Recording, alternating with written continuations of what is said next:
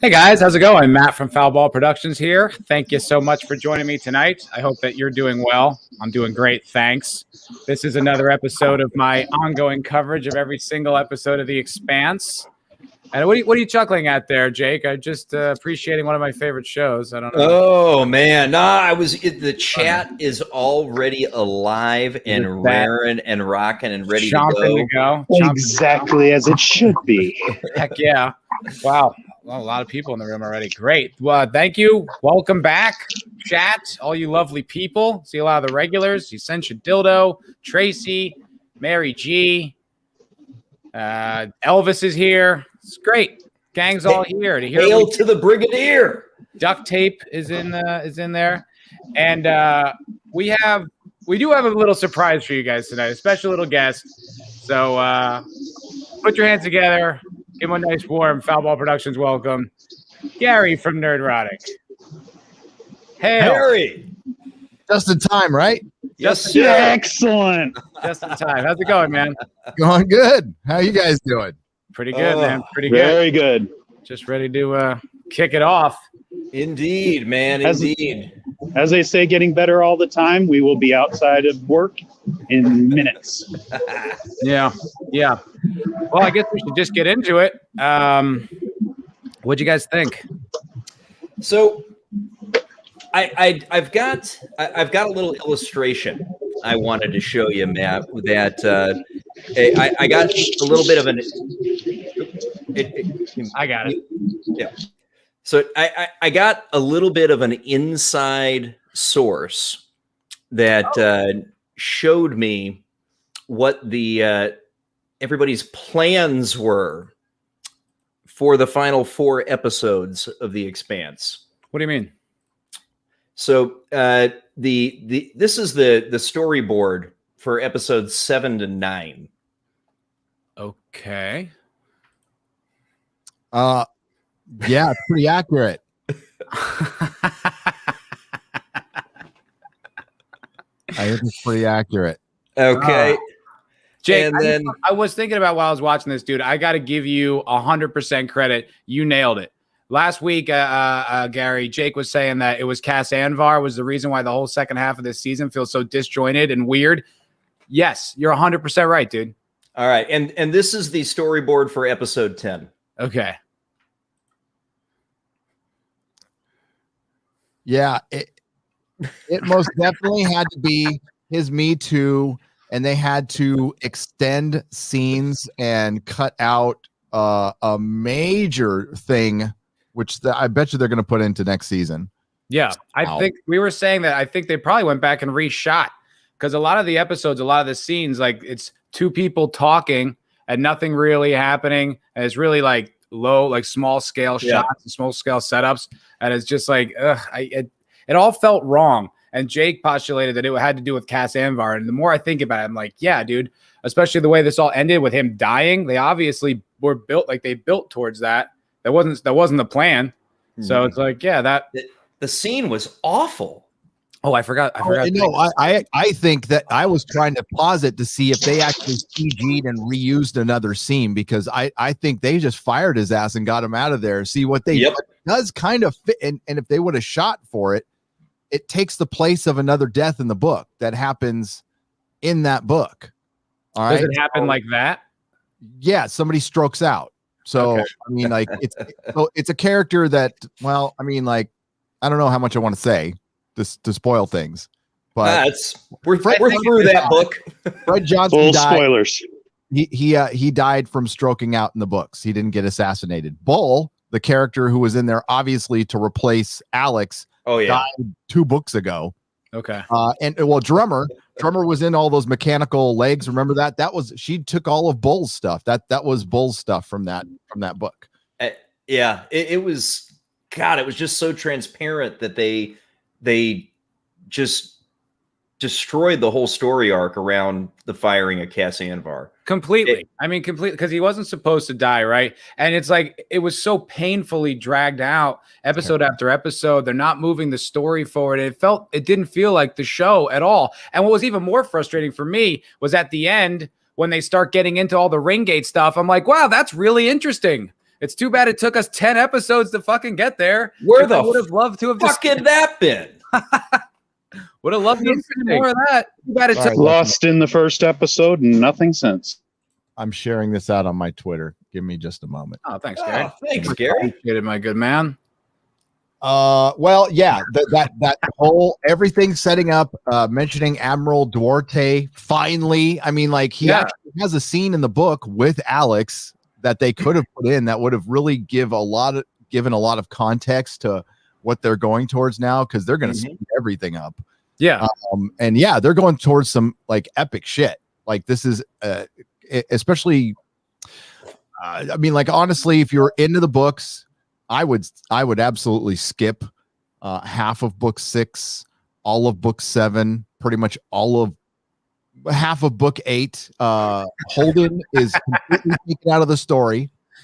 He's just I mean, he's still there, but he's in the background. Like they just and it becomes Naomi's story all of a sudden. Dude, 100%, and that's what they're doing in this show, and it's so transparent and so irritating.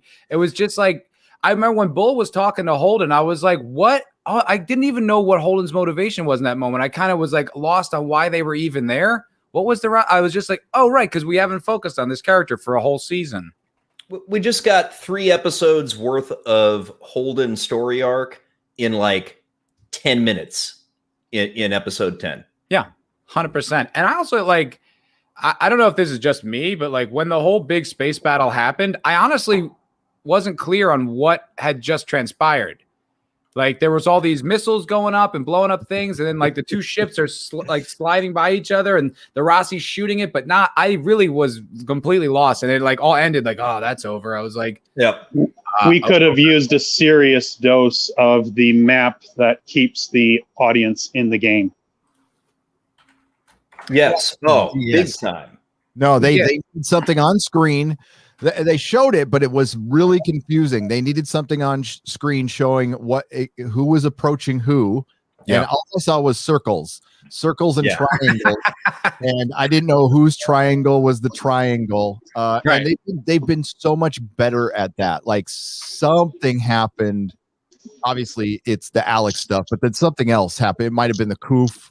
I don't know what, but like it's.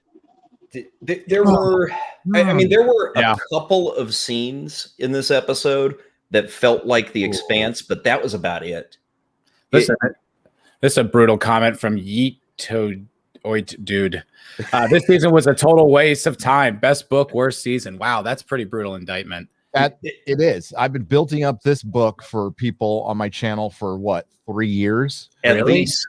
This is the one. They're not going to mess this one up. And this is the one where if all you had to do was follow the map of the book. It's almost like you're more comfortable gutting the books and taking the best part out of it. I don't know. There was obviously problems behind the scenes. Yeah. But I think Jake's theory is 100%. I think that's what it is. I think he got Me Too'd, and then they're like scrambling. They rewrote the season to like go in this direction so they could have their moment in the sun where they're really virtuous. Yeah. I don't know what he did, by the way. I had somebody come in the chat on the Inquisition and say that he was, really inappropriate stuff. We'll just say that like not. And honestly, I don't think sending a D pic to a fan is worth getting fired from a show from. I think it's gross and weird, but I think that happens all the time. And you can sideline a show because one of your actors sent a D pic. So what? And listen, everybody in Hollywood's done weird stuff. It's just how much they've gotten or who's gotten caught. That's all. That's all it is. But if he did horrible stuff with like underage people, he should be gone. Goodbye. I haven't done my diligence on it. There's a whole Reddit thread of all the accusations. I guess the thing that kind of sticks out to me is just the number of accusations. I mean, that doesn't mean it's right, but that's a random coincidence.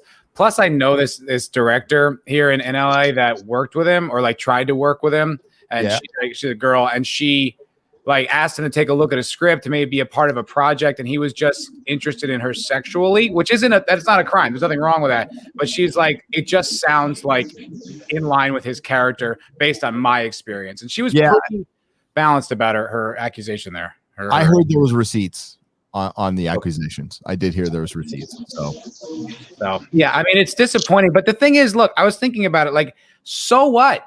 Okay, so you get rid of him. You don't owe anybody anything. It's not like you gave him the layup to go abuse women. You didn't know it was happening. It was just a total mistake. It sucks that it happened, and we're all gonna have to move on. But Naren Shankar and Ty Frennick, they don't owe us anything. It's not their responsibility to fix these problems. Like, why even I don't get it. Like, why is that their responsibility? yeah.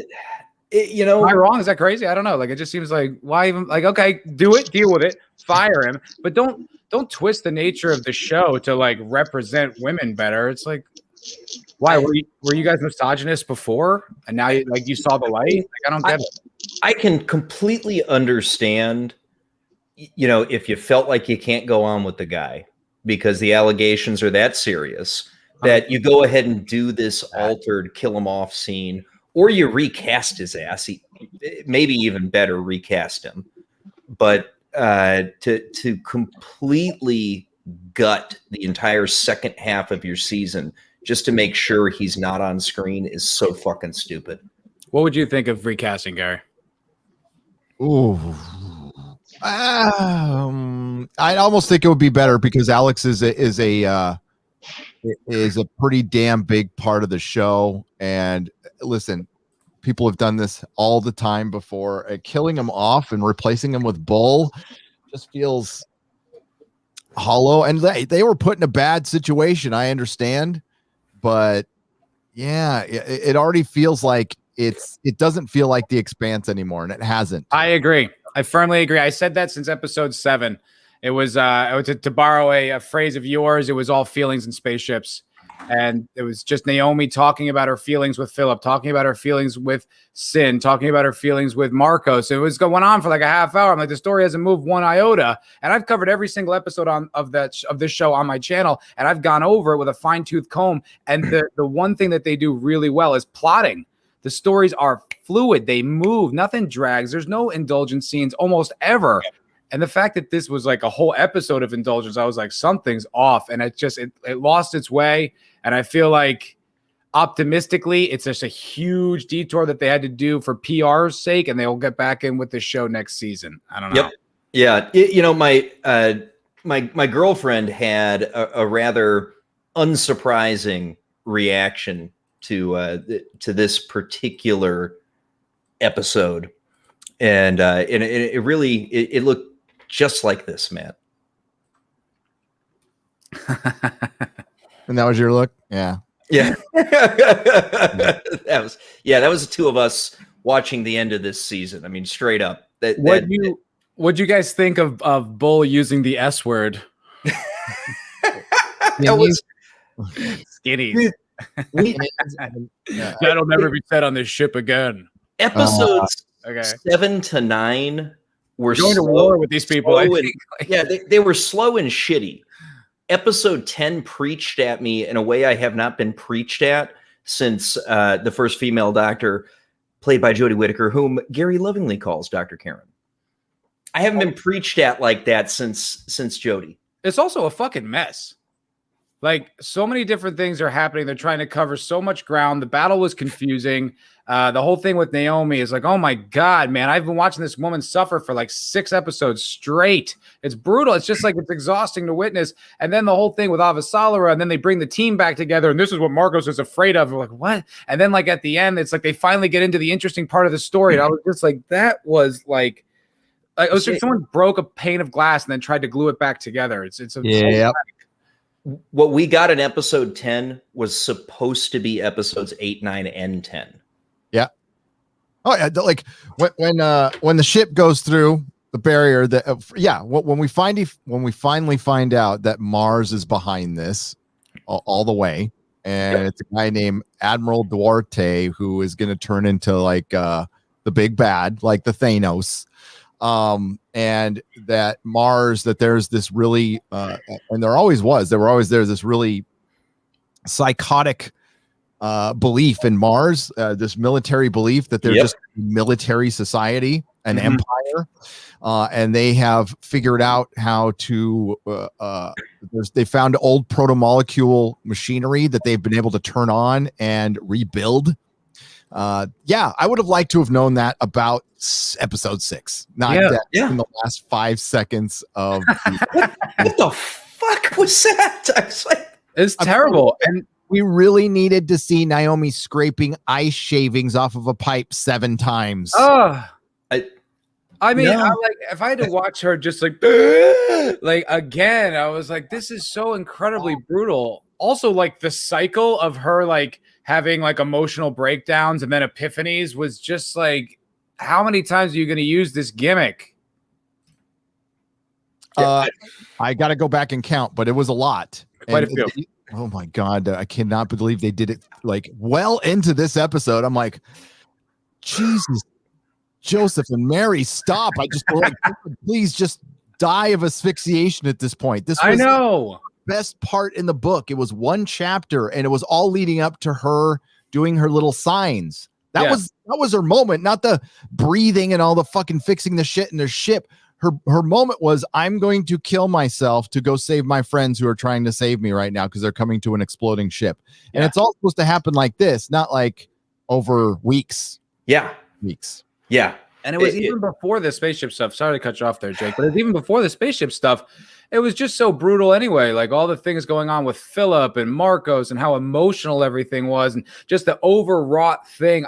I don't know. I feel like it was almost like you said, like the book shift for Naomi. It's like almost felt like the show shifted for Dominique Tipper. So she could have like her big, like, you know, emotional sequences and maybe an Emmy nomination and like to make it all about, you know, that type of stuff is just like, yeah, it just did not do it by stretching it over all of those episodes, all of that meat stretched into its little bitty pieces. Yeah. Alex has a point of view chapter in book 9. Like it's really somebody put up the chat earlier. Like he's really, really important to the story. So all of a sudden you got to like Bull's part of the team. Hey, Bull and Peaches. Yeah. And yeah, Peaches is hard enough to take in the books. It's hard enough to take in the book, and it's more like they really miscast Peaches. Really? Peaches is supposed to be a dainty, skinny little Mao, not you know, this one's like sure of herself and stuff. No, Peaches is crazy. She's crazy. She just had a bunch of, you know, and she's coming out of it, but she's dying. She's dying the whole time. Really? Yeah. One of the few scenes in this episode that actually felt like The Expanse to me was Amos getting Peaches on the Rossi. Yeah, that was right out of the books. Yeah. That was like...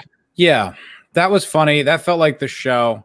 It felt like nonsense, though. It was just like, okay, like that was supposed to be some cathartic moment. It's like it took us 10 episodes to reconnect these characters for like a joke. It's like, all right. I mean, it's funny, well, there should have been, okay, Amos reuniting with the Rocinante should have been this huge moment, and it was just nothing, right? And it's taken away because of the death of Alex. Alex dying, like, I guess they had to get him out of there. It's like, couldn't you have killed him at the end or so? That was the worst death. I mean, I couldn't believe it when he was dead. I was like, oh, they just killed him like that. That must have been the day he got fired. And I told him the day he got fired. And I went back and paused, like I said. I'm like, did he shoot that scene, or did they just pause a scene looking at the screen? And it looks like they paused the scene. Like that's not him. He was a still frame, and they used that and one ADR bit of dialogue earlier in the episode to talk about stroking out. Yep.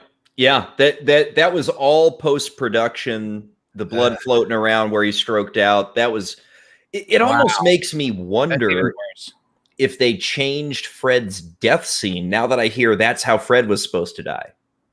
Even earlier in the season, they made a change to accommodate killing him. I know the actor who plays Fred's in the Orville, so that's taken away his time.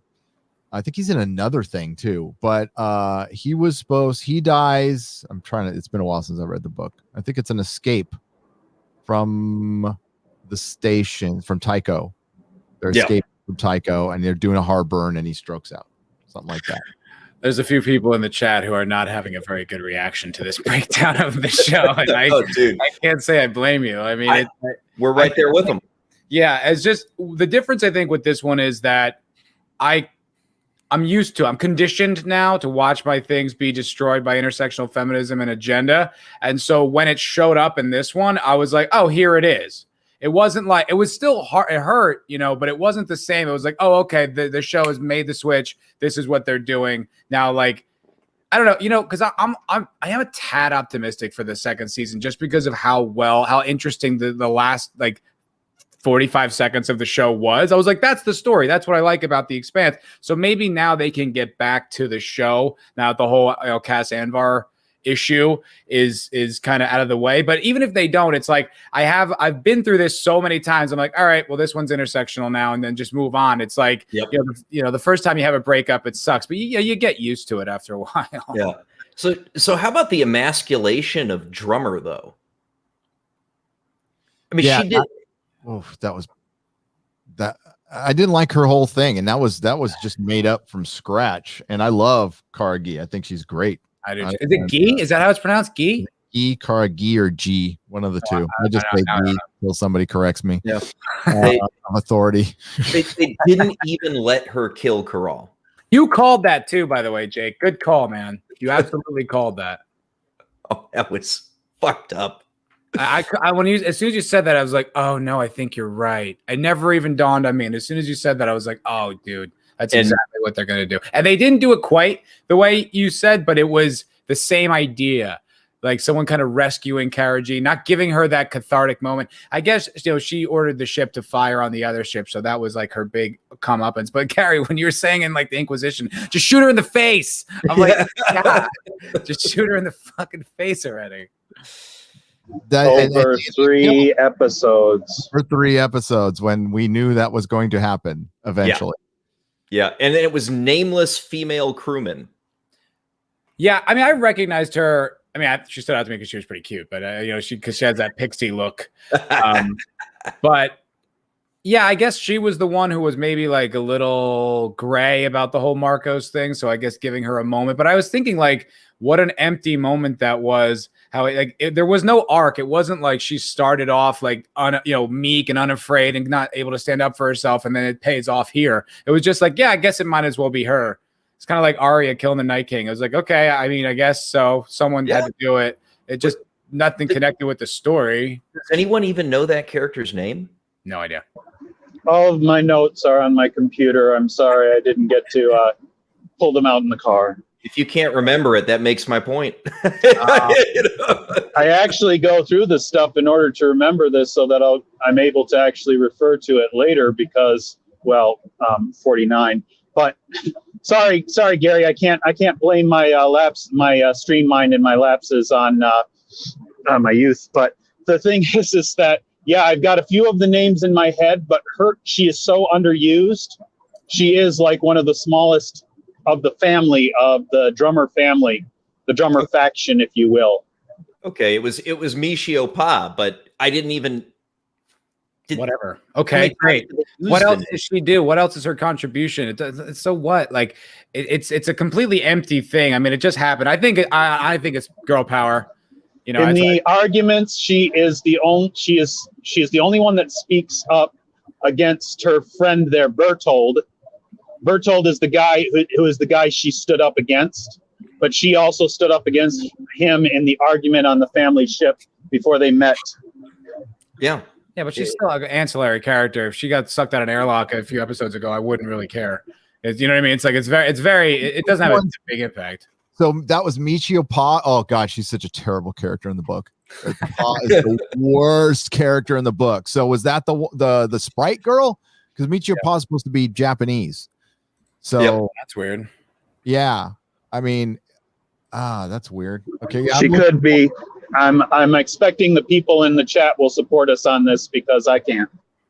I just want to address T Down Under's comment here that The Expanse was a bright light in the dark of all this woke shite. I like how that rhymes. I agree, dude. That was my thought all along. I was like, this is the only show that like had writers and stuff that were completely woke and like, in the Matrix, but still managed to keep it out of the show. You know, they did it the way you'd like it to be done. You'd like, you know, representation without the, you know, the applause behind it, you know, just doing it to do it. Oh, you got that in your face tonight though, Matt. Yeah, they went so hard in the other direction, and it's so disappointing because, wow, I just thought, you know, I thought maybe they would weather the storm, but it almost wouldn't make sense that they would weather the storm. I think if they did, it would almost like make them stand out too much, you know, like that would get Gary, make them a target. Hey Gary, can you bring up the tweet from Frank of what he mentioned, just to remind us of where he stands? Oh, he exactly what. Why is my Twitter not in dark mode anymore? That's embarrassing. The glories of computing.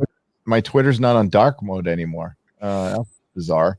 Hang on, I can just pull that up right. Yeah, he threw up a tweet. Just thought to remind everybody. Well, for one, the James S.A. Corey Twitter account is not anything anybody should follow. Here. Does not interact with fans in a positive manner all the times. Very freaking thin-skinned. Mm-hmm. Very salty. Very, very salty. And super snarky with like this kind of like, I've got it all figured out kind of attitude. Yeah. And how long ago was that? Not that long. It was this week, wasn't it? It was this week.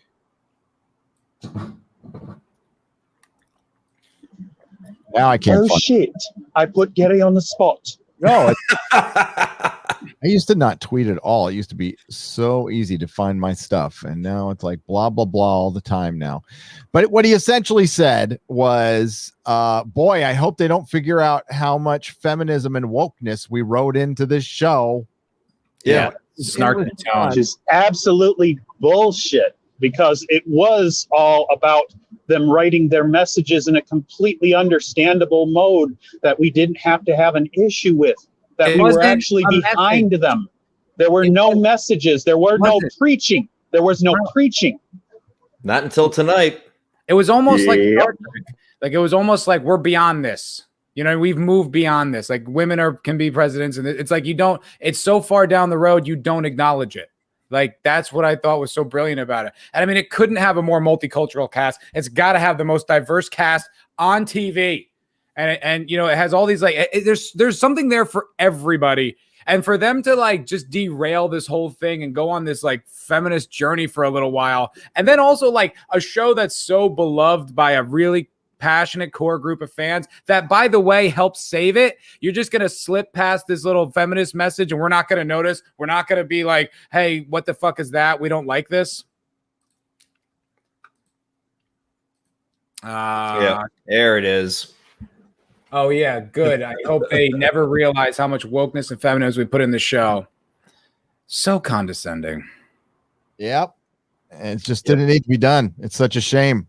That's why I just said adios, dickhead. You know, you were getting through. This is, like you said, this is how you get your message across, by not preaching, by just your story and, you know, showing empathy for your viewer, showing that you don't have any disdain. But Hollywood can't hide their disdain for half or most of their audience all the time now. And that's why they're entering in this new era where they're going to find it very difficult to navigate the shark-infested waters of social media, because you're now in the customer service business, and these people have been protected by gatekeepers and multiple gatekeepers, and people like Cass Anvar and James S.A. Corey, who, you know, Cass Anvar is a creep to women. James S.A. Corey is a dick to his paying customer. While one is worse than the other, they're both bad. They're both fucking bad, and they're both bad for business. Yes. And we'll see how much work he gets from here on out, you know, because probably nothing, I would assume. No. And the last part of that statement is what Hollywood is just can't seem to learn, is that these things are bad for business. I mean, you had me. You had my girlfriend, right? We watched every goddamn episode of The Expanse, and I was screaming at the top of my lungs that this was the best, not just the best sci-fi show on television, but the best show on television. I've been saying that since I discovered it. And in 4 episodes, You lost me. You're right. They just destroyed like years and years of goodwill like that. Oh my God. I was willing to go on my channel and shill for a frickin' billionaire company because they're one good show. And it turns into this. I mean, I'll tell you Well, what. those are my teasers. That's where I started. I was so on about the start of this show at the beginning of this season that I started putting those teasers out because I wanted to sell this. I wanted to tell more people about it because I had not done that much prior to this. But it's all like, well, I guess, that's the way the world turns.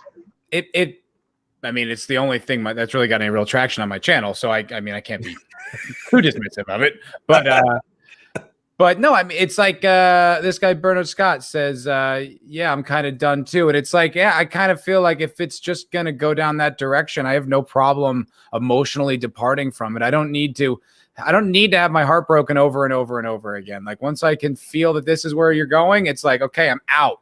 You know, it's like the whole Star Wars thing. It's like, I don't need to watch these things and get emotionally involved. I mean, Gary, I think you said it last night, like you didn't even finish the Mandalorian season 2. It's like, neither did I. I'm not wrapped up in it. I don't care. And to that point though, like that whole thing with Kathleen Kennedy, it was like what you were talking about with the woke stuff. It's like somehow they always think they're going to slip it by and we're not going to notice. Don't you feel that? Yeah. Yeah. Oh yeah. They I mean, you know, we're talking about the Expanse, but Star Wars is the worst of them all because they're definitively heading in a direction that people are just not looking at right now. And like, I'm not going to shame them. If you want to jump on the hope train and hope away, that's great. And I hope I'm wrong, but that'd be great. That would be great. But I just Disney's, it's just not going to happen. There's too many signs that people are just not looking at right now. Yeah. Getting 6 months ago because they saw Luke and they went crazy, and that's great. That's great. But like with other stuff, and listen, there's, you know, where there's multiple episodes of The Expanse. There's decades of Star Trek. There's decades of Doctor Who. I can understand hanging on to that one for, you know, like this is like been going on for years and years and years, and there's stories everywhere. And that, but with a show like this, I'm okay with just being gone with, because I'm tired. I'm not going to waste my time on it. There's other new things I can go check out. There's books out there that I haven't read. You know, I dived into the Witcher book series. I'm loving the hell out of it. It's great. So there's always other things. I've got 50,000 comics I haven't read. There, you know, I don't need Star Wars. They need us. The Expanse needs us, and they're I don't know. This time they're acting like they don't. You know, and it's maybe because they have one season left, but it's always been a really positive vibe aside from just James S.A. Corey. Yeah, like their social media presence is toxic. Like Dominique Tipper, I had to unfollow her. She was horrible during the summer with all the BLM stuff. I mean, it was impossible. It was just so like she felt so anxious and aggressive. I was like, I can't even watch this. But it's like that aside, like the show has got great fan goodwill. Like it's always seemed like a show that respected the fan and, you know, put that in the story and kept their agenda separate. So for it to come out in this show, and especially this show that was rescued by a fan effort, it's just like it's like a slap in the face. It's a betrayal. Yeah. So let me ask you, we had the initial space battle. So we were watching it on the big 4K TV in the living room. Did the ships look off to you guys tonight, or was that just a factor of I had it on the 4K TV and maybe I was streaming at 1080? It looked okay. The effects felt off from their normal effects, even from earlier in the season. Like this definitely felt rushed again, but this is like the third season in a row. I've excused it the last two because they weren't given enough episodes, but you know, like honestly, there was no excuse to rush this season, especially when you waste so much time. So that was 100%. Everything felt off in the last episode. Really, everything felt off. Like I think the thing with me, I don't know if the special effects were good or not, but my issue was I just didn't really have like a good grasp on what was going on and what was at stake and where everything was. I knew we had to rescue, you know, a Naomi, and then the ships were after the Rocinante, but like, I just didn't have like a good feeling of of the universe, of the world. It wasn't fleshed out. It wasn't vivid like it normally is.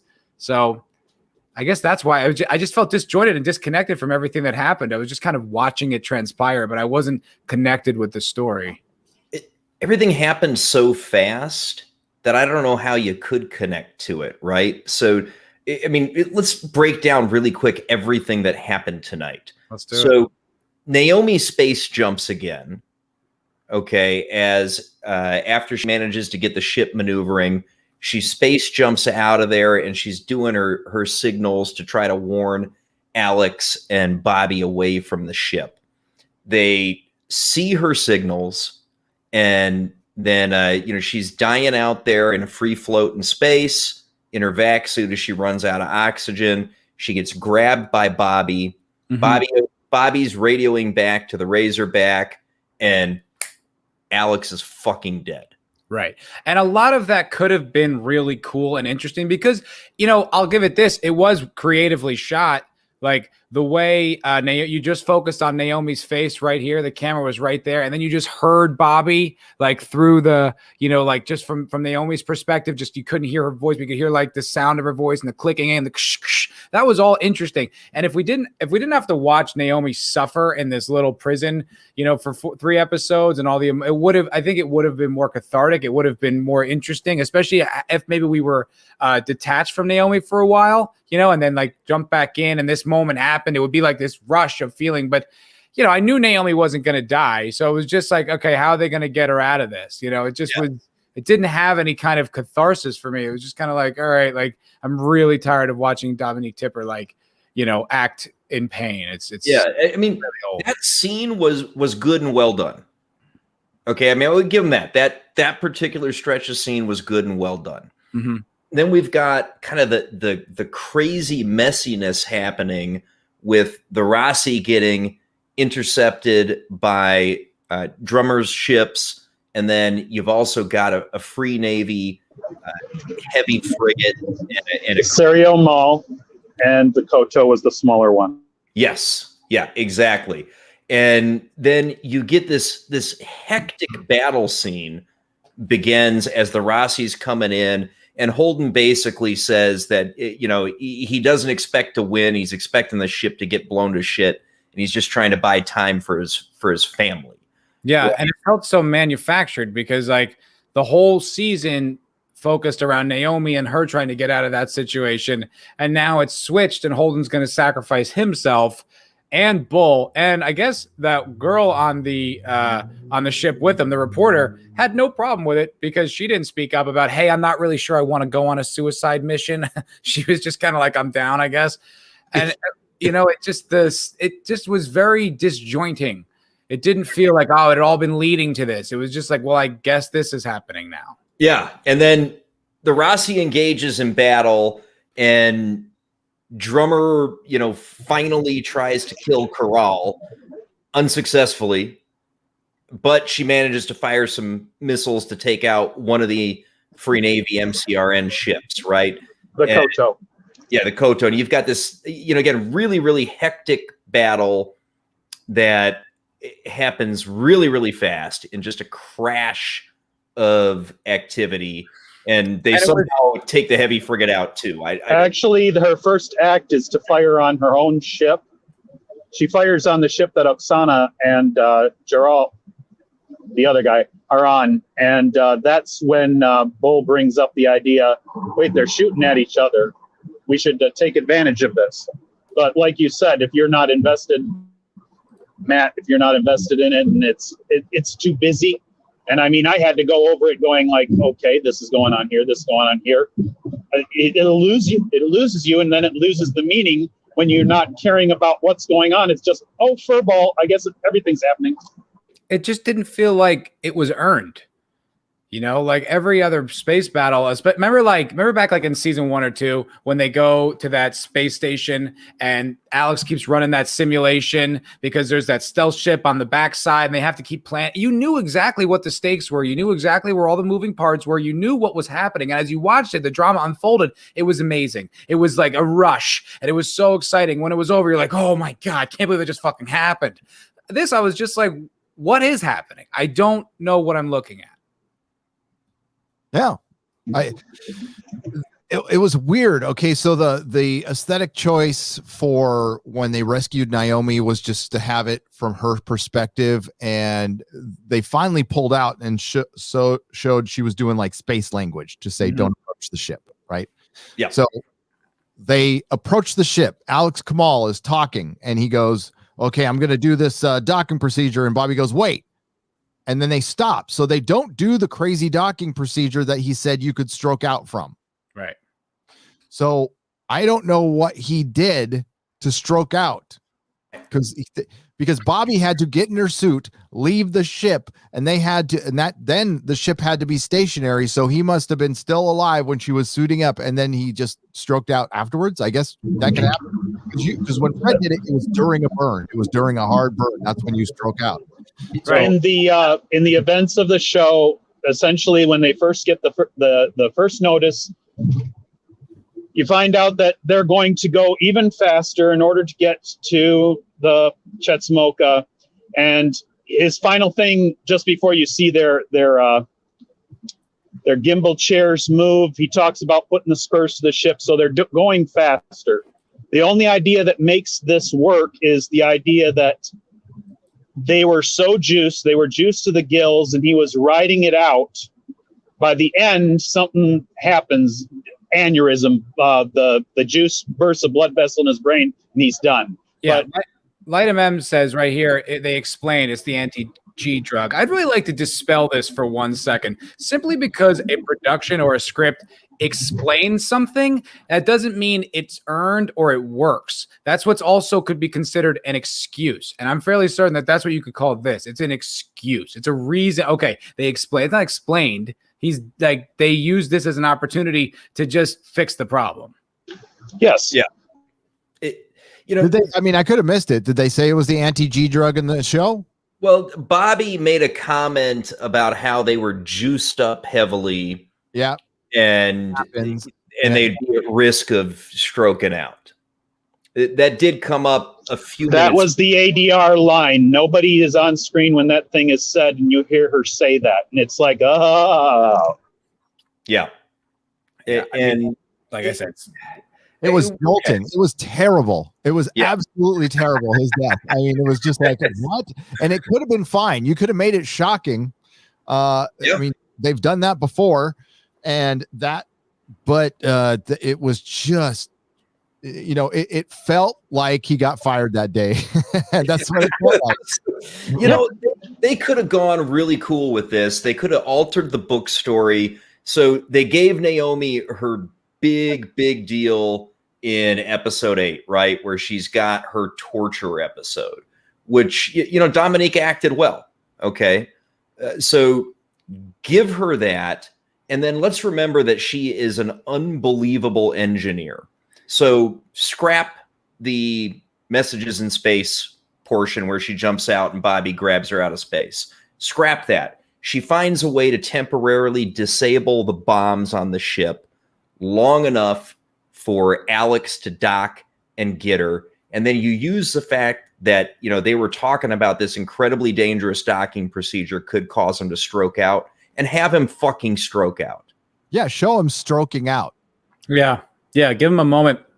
That's why I think it's a weird choice that they even killed him, because it almost elevates like Cass into like, now it's sanctimonious, now it's important, now it's like sacred. And it's like, if you just recast him, then I think it would have diffused all of this stuff. You could have still had the moment, and then we wouldn't also have to celebrate. It's weird. We're like celebrating a guy accused of all these like crimes. Like the show that fired him is doing it. It's like, it's awkward.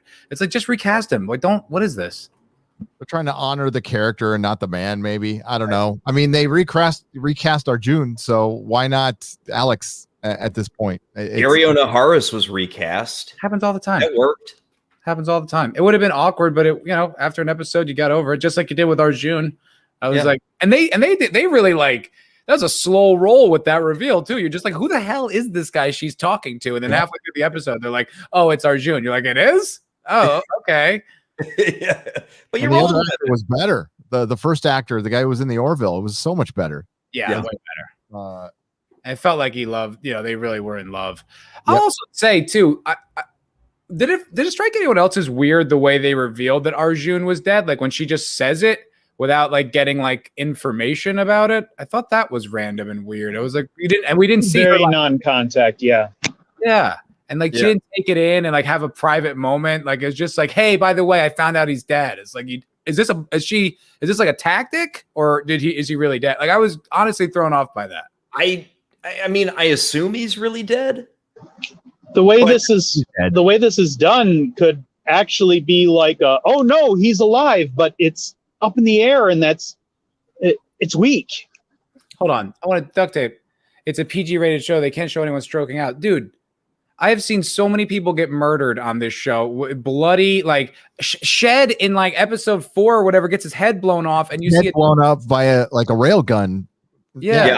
And hey, let's think back to season 1, man. Julie Mao.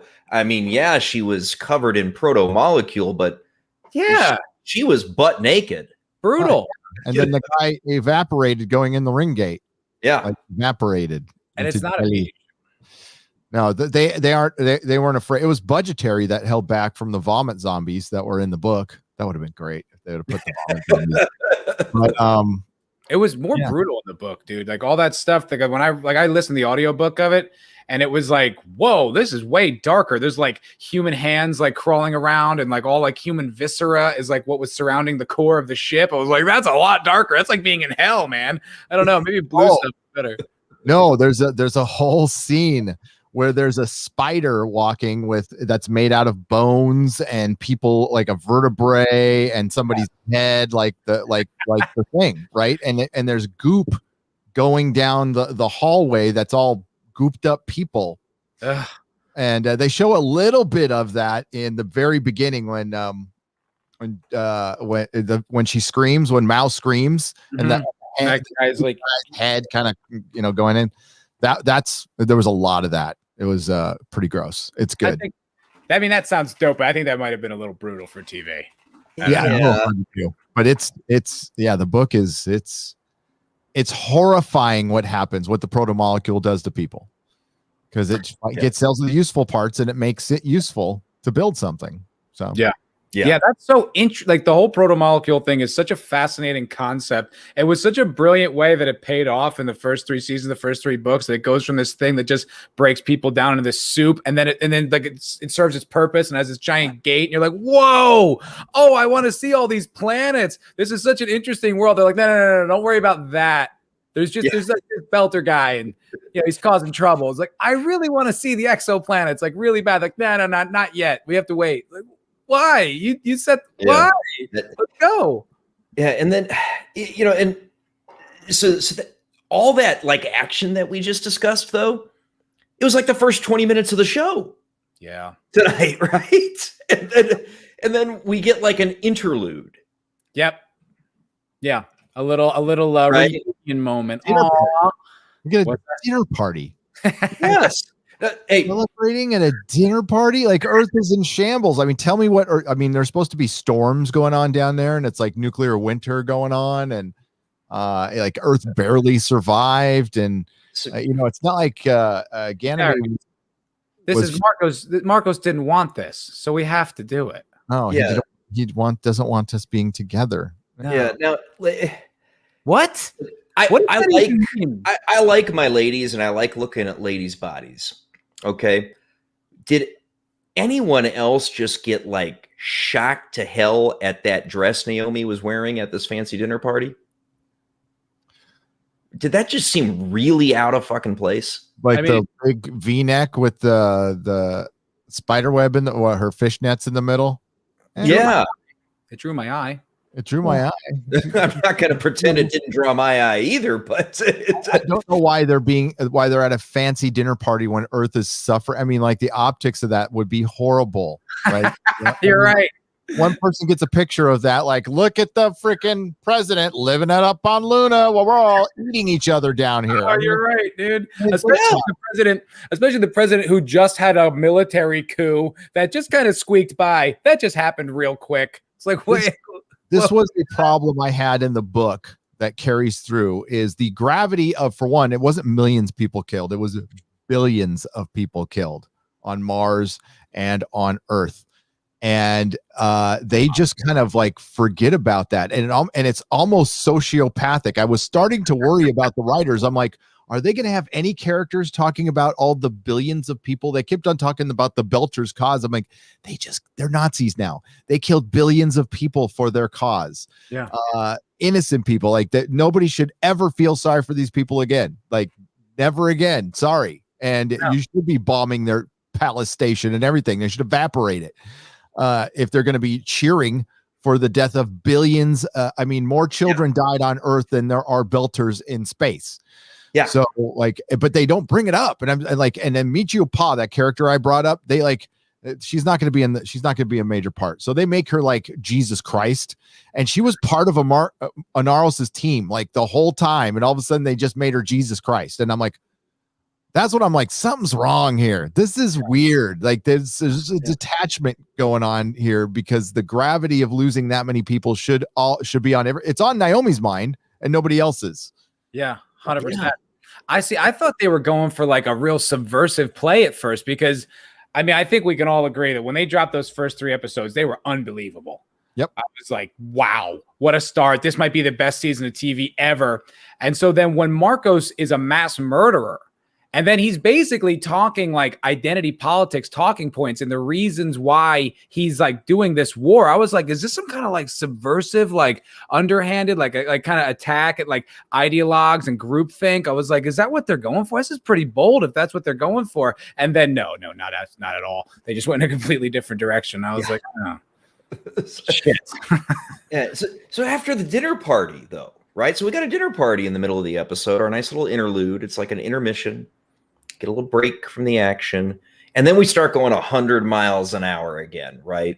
There's a cut to black, and it almost looked like the end of the episode. Honestly, totally. Right, and you get Marco delivering a monologue, and I just wanted to address this real quick, especially while we got Gary here. What the fuck is Philip's point of view? Can someone please explain this to me? Yeah. Why was he packing that gun? Well, does he love Naomi? Does he hate Naomi? Is he on Marco's side? Is he not? Who is he? What is he? He's starting to turn. So what's going on in his head that you don't know, because they haven't conveyed it in the show, is he's starting to feel the gravity of killing millions of people. Okay. It's starting to hit him, because Naomi was part of this is my wife. She's in the chat. What's up, Mrs. Nerdrotic? Naomi was part of a terrorist thing earlier, and one of her bombs killed a bunch of people, and it freaked her out, and that's why she left Marco. And she tried to take the babies, because he had her make a bomb that killed a bunch of people before, and that's why she left. Did any of you get that part of that in the story for this season? No. Oh my God. That's one of my girlfriend's biggest complaints about Naomi, is that she hates her because she feels like she just completely abandoned her kid to a psychopath, right? So no, you do not know that she left out of guilt over her own bomb killing thousands of people. You don't know it. Okay, but I will say this as just someone who's a fan of the show, that I feel like Naomi, like I didn't actually need that explicitly told to me. I knew that Naomi was caught up, because she basically says like, in prior seasons about why she's not into Fred Johnson, like why she stays away from the OPA, even though she's like a belter with pride. Like it would have been nice to have been told like this. That'd be a really interesting backstory. But I always assume Marcos did something and made her do something really bad. And that's why, I always assumed it was something like that. Yeah. So the boy, Philippe, is he's starting to see that his dad, there's a very important line that Naomi said earlier, is like, he'd want you to die for him, but would he die for you? That kind of stuff is spinning around in his head right now. So he's flipping. Yeah. You see, it's just, it was almost like a red herring for the episode itself, though, when you see Philippe in his bedroom prepping his gun, right? And you're watching him do that, and I'm seeing it. And I'm saying, oh, he's not really going to kill Marco right now, is he? Because that's what's running through your head is that he must be thinking about. A lot of it was just for me, just the depiction things, though, because it was like last episode when Marcos tells Philip that she didn't die, she left us. He got angry. I was like, what? Why? Like, your mom's alive, who you care about, but you're concerned that this woman who was like most likely going to die on this ship tried to escape. What is that emotional reaction? I don't understand. And so it's like watching him go, I'm like, what does Philip want? Does he want to be empathetic to Naomi? Does he want to be Marcos? Does he want, like, I just honestly, I'm like lost. And I felt like it was such a big part of the show. And they're just sort of like, well, I just feel like they abandoned like describing it. Yeah. They abandoned a lot of things because they rushed it, because they cut half for the Me Too guy. It's so obvious. Yeah. And they abandoned this whole backstory, right, where they're investigating the weapons being sold to the Martians and figuring out that the Martians were actually behind this. So they just decided to make it a reveal at the end when we all kind of figured it out. And again, you left out like Duarte out of this, and maybe because they're too cheap to cast, they want to get a big time actor to play Admiral Duarte. Well, why not get him now, have him be in a scene and set it up, because they used to do that kind of stuff. Sure. Yes. It's not like Bezos doesn't have any money. Right. So, and that I don't know how they're going to do this, because it looks like they're going to try to wrap up, because the sixth book, there's a giant time jump after it. There's a giant time jump. So the sixth book, right. They don't, and I mean, Earth is fucked. Earth and Mars are done. So they have to, like, what's left of the OPA that's sympathetic to Earth, Mars, and Earth have to align now. They have to align. That's in book 6. Yeah, and that all gets like set up, and then, people start going through the ring gates, and like, this is stuff they're not going to have time to tell. And there's other planets out there. There's planets out there that, they mentioned it in this one. There's one gate that is now cut off from everybody else. A Martian faction went through that gate, and there's a planet there that they wanted, and you saw a little bit of it. Yep.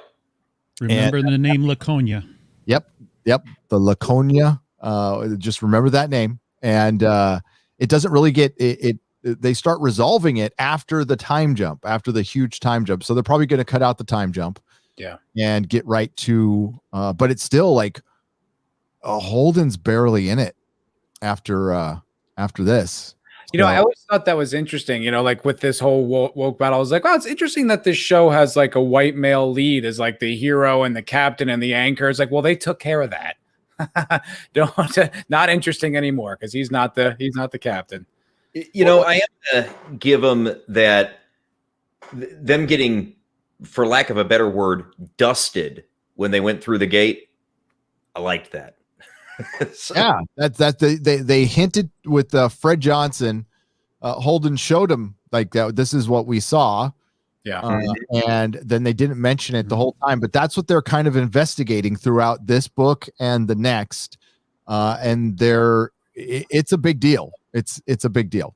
It's so fascinating. Like, it's so interesting. I just feel like it's when season 3 ended, I was like, oh my God, like, the world of this universe is going to expand in every direction. It's going to be so fascinating. It's going to be all these different planets. Like, it almost like it just exploded outwards. And then the 4th season was inconsistent, but now the 5th season, it almost feels smaller than previous seasons. And even inside the universe that they're exploring, the solar system, I feel like I never got a feeling of what was going on Earth or Mars or the Belt. All I saw were just these little corners of the world, and they were so disjointed and disconnected. It just doesn't feel like the show I fell in love with. For the whole season.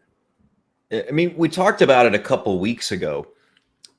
Where has Mars been? Mars is a character in this show. Mars itself is a character, and it's been just gone since episode 4. That storyline was removed until the last 5 minutes of the finale. Yeah. Suddenly Mars is back, and everything we've missed the past 6 episodes, they slammed it into the last 5 minutes of the show. And you know what, guys? You remember Mars? Look, here they are again. you know why they're a factor in this, and it doesn't feel like to me they explained it well enough, was Mars economy and everything crashed because once the gates opened up, people didn't have to wait for Mars to terraform anymore. So their whole system was falling apart. It doesn't really, and they showed that through Alex visiting in the books, right? You really get a feel for, like, for the first time, Mars has always had the better economy than Earth. Yes. Because the right amount of people, and all of a sudden there were storefronts that were for lease, and it's such an interesting world development. It was such great, like, storytelling. Like, oh, that makes perfect sense. They don't need to terraform. All the gates are out open. So yeah, that makes sense. And then you saw a little bit of it with Bobby, with becoming like involved in organized crime. That was really fascinating. And then that just completely all went away. Yeah, and there's Belters heading out, and then there's the whole factor that, and they mentioned it in this, is like Belters can't live on planets. Right? Yes, Belters who can't live on planets, and they're like, they don't need us anymore. They're just flat out not, and which isn't true. They could have, so they felt like their whole world, livelihood was threatened too, and that's what led to Marcos doing it. It just doesn't feel like they explained it enough. It's really well explained in the book. Yeah, but in the show, prior seasons, it was incredibly well explained. Like, remember, like in the first season when they're on series and you've got Miller, like you have this feeling of like the crowd, like you have a feeling of what people on series are feeling, what the politics of this era are. And this is just, it's completely abandoned here. I didn't feel like I was in touch with what anyone's like grander feelings of this situation were. It just felt like I felt like completely left out of this story, this whole season, or at least the second half. Well, you always had Holden as this weird moral compass, right? And he wasn't there to be the weird moral compass and make his, somewhat irrational Holden decisions. Yeah. And I know he's not a lot of people's favorite character, but he's the most important character to this whole series. And you could tell he was missing. It was a huge hole left in it. And then aside from, Alex, Cass Anvar was good as Alex. And none of these characters, again, look anything like they do in the book. Alex is old. He's bald. He's got a little boiler. Amos is much older and not pretty at all. Imagine with Batista with his head shaved. That's what Amos looks like. And Naomi's supposed to be really tall and skinny with lots of hair. She's a belter. Yeah.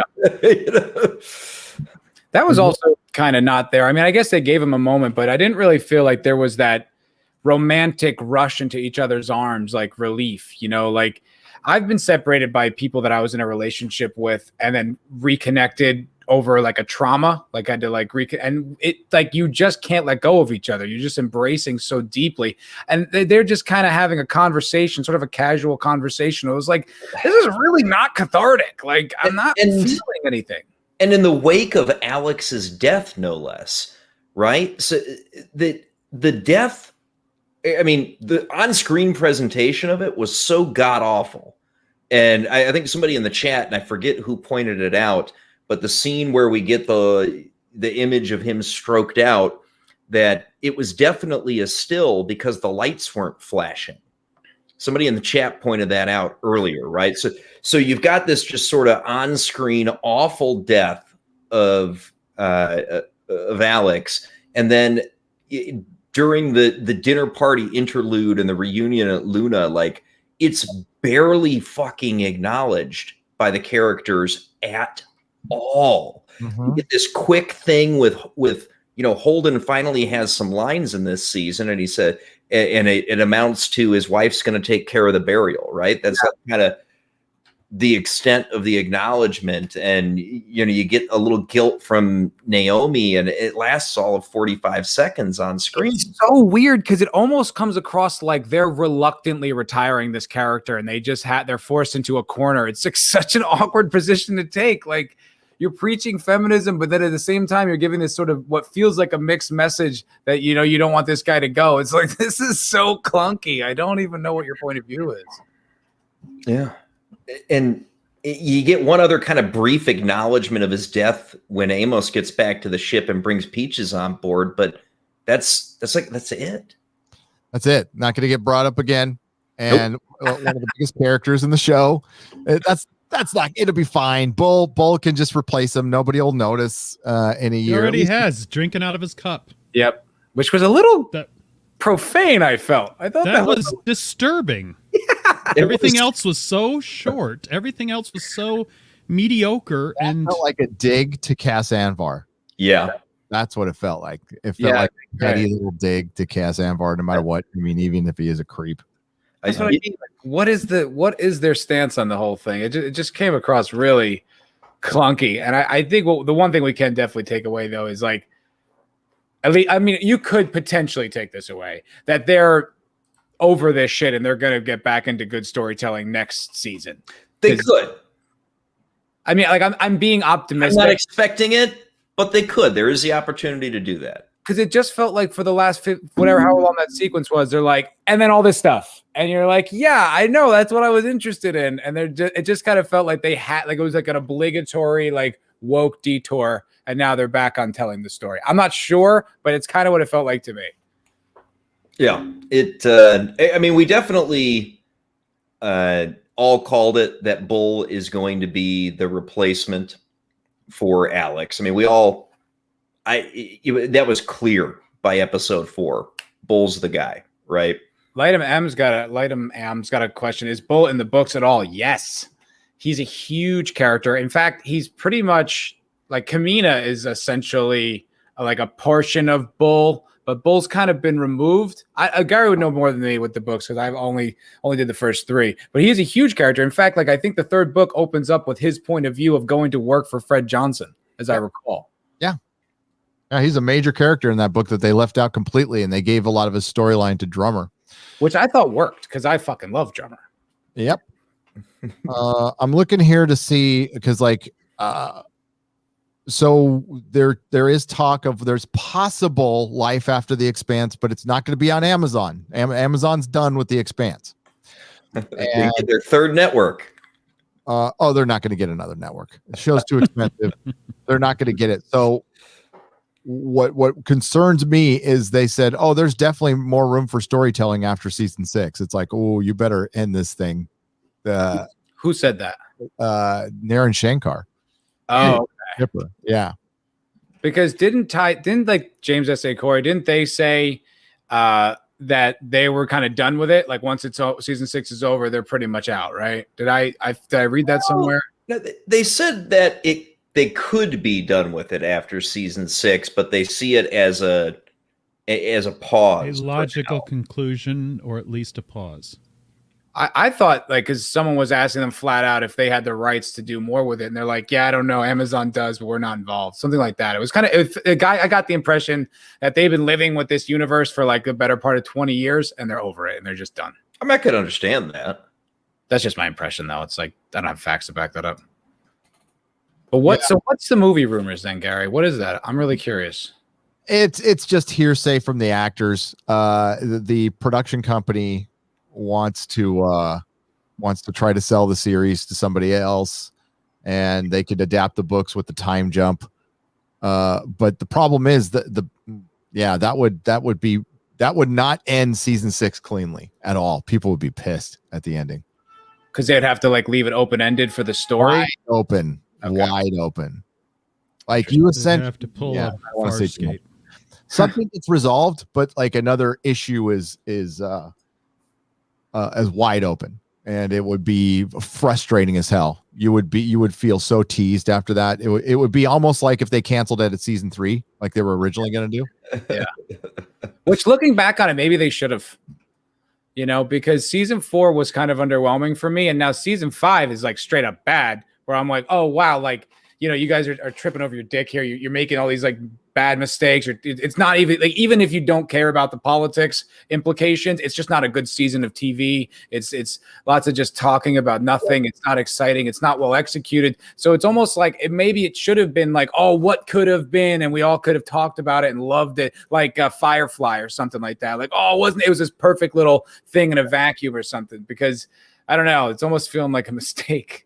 Yeah, well, I mean, let's pick that apart a little bit, though, right? So season 5, the first half of season 5 was one of the best seasons of television I've ever seen on TV. Okay, the second half of season 5, I think it's really clear what we saw. I stand by my statement that what we saw as episodes 7, 8, and 9 were supposed to be just episode 7. And then what we saw as episode 10, and let's think about the 3 distinct parts that we saw in the season finale. All right, there was the rescue of Naomi and the battle between the Rossi and the Belter ships, okay? Then we've got our dinner party interlude and our reunion on Luna, and then you've got the battle at the ring. That part definitely felt like it should have been longer. Right? So that was supposed to be episodes 8, 9, and 10, except for the Cass Anvar shit. And that, if you had done that the way it was originally intended, you could have had the best full season of television we've ever seen. Right. Yeah. I mean, my opinion is that they rewrote, reshot, and retooled the whole second half. And I think it just fits with the way, like, so much of if you look at the second half, like, just from like a production point of view, like, the setups are really simple. It's generally just 2 people in a room talking. There's not a lot of special effects. There's not a lot of props. There's no action, no squibs, no nothing like that. And the camera just kind of moves like back and forth. It's really simple. So I think that would go in line with that theory that they just did reshoots and quick rewrites. Also, that the story doesn't move, that they're just kind of talking about their feelings and shit. It kind of makes sense with that theory too. So either way, it sucks, but I'm pretty like that makes more sense from a logical point of view to me. Yeah. A lot would have made more sense than Dominic Tipper sucking air for 3 episodes in a row.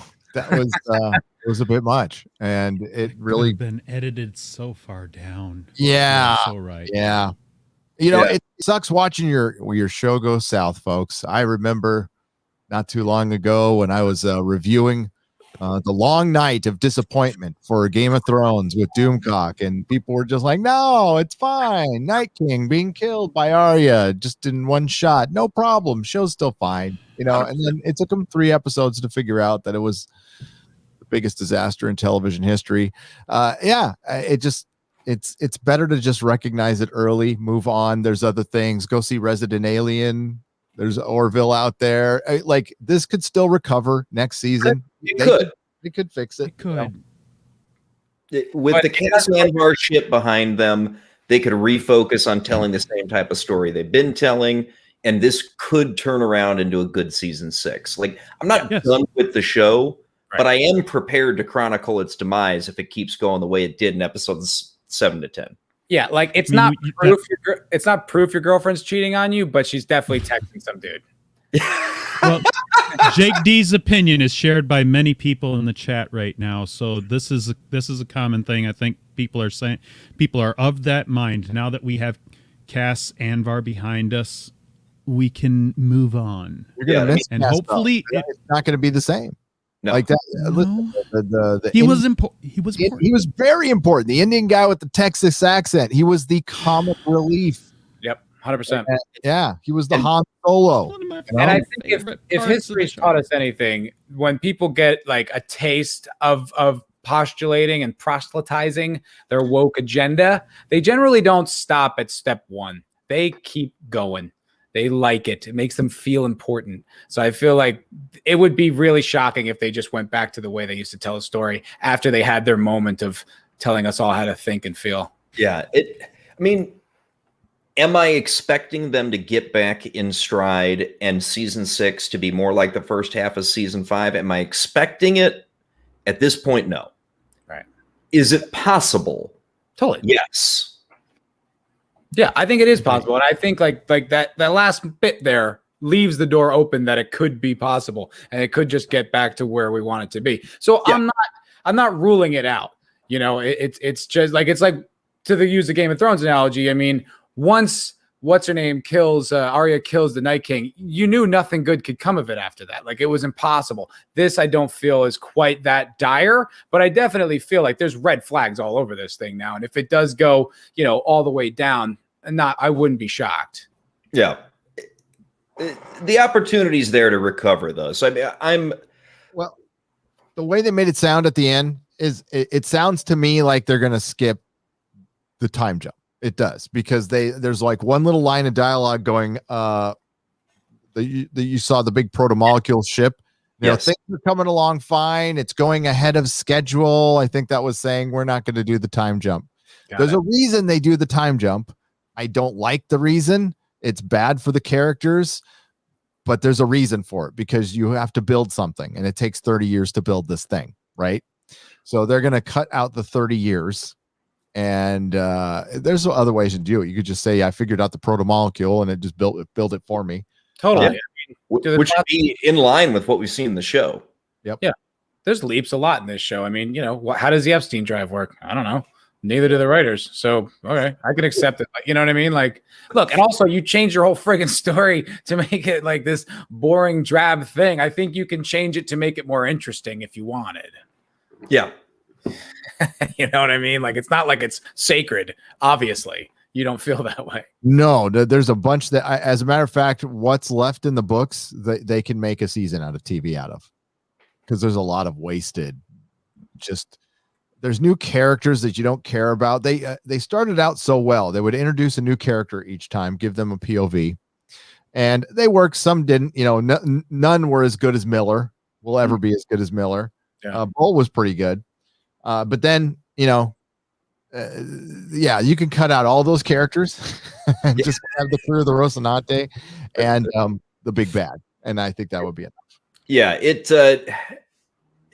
I'm very curious to see just how deeply they're going to integrate Bull into the crew. I mean, he's clearly the new Alex, at least in terms of being the pilot of the ship. Can I just say he's not very likable?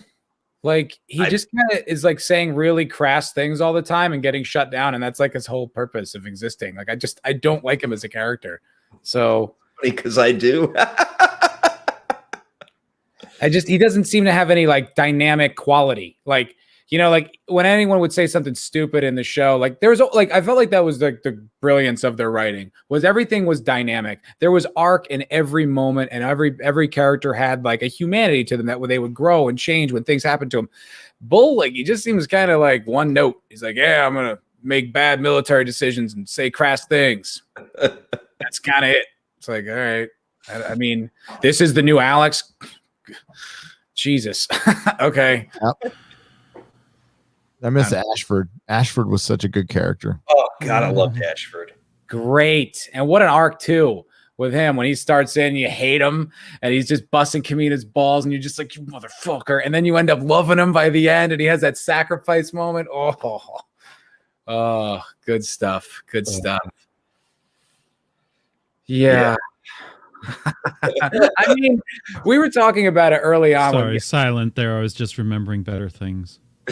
No, I think we all were just felt that because we were talking early on in this season. I was thinking, wow, it's going to be really interesting to watch a season of The Expanse where there is a villain that will be like dealt with and defeated in one season of TV. Like, I thought that was really interesting because it was always kind of very big. It was like sort of Mal was the problem, but kind of so was Mars and so was the molecule. It's kind of all over the place. It was just very big. Where this was like, okay, it's just Marcos. We have to deal with Marco. And like, then they didn't. And I'm like, wait, why? Like, it was set up so well and it was moving so swiftly and things were stacking up and all the pieces were moving. And this is so exciting and devastating, like great. And then just nothing. Well, they didn't world build.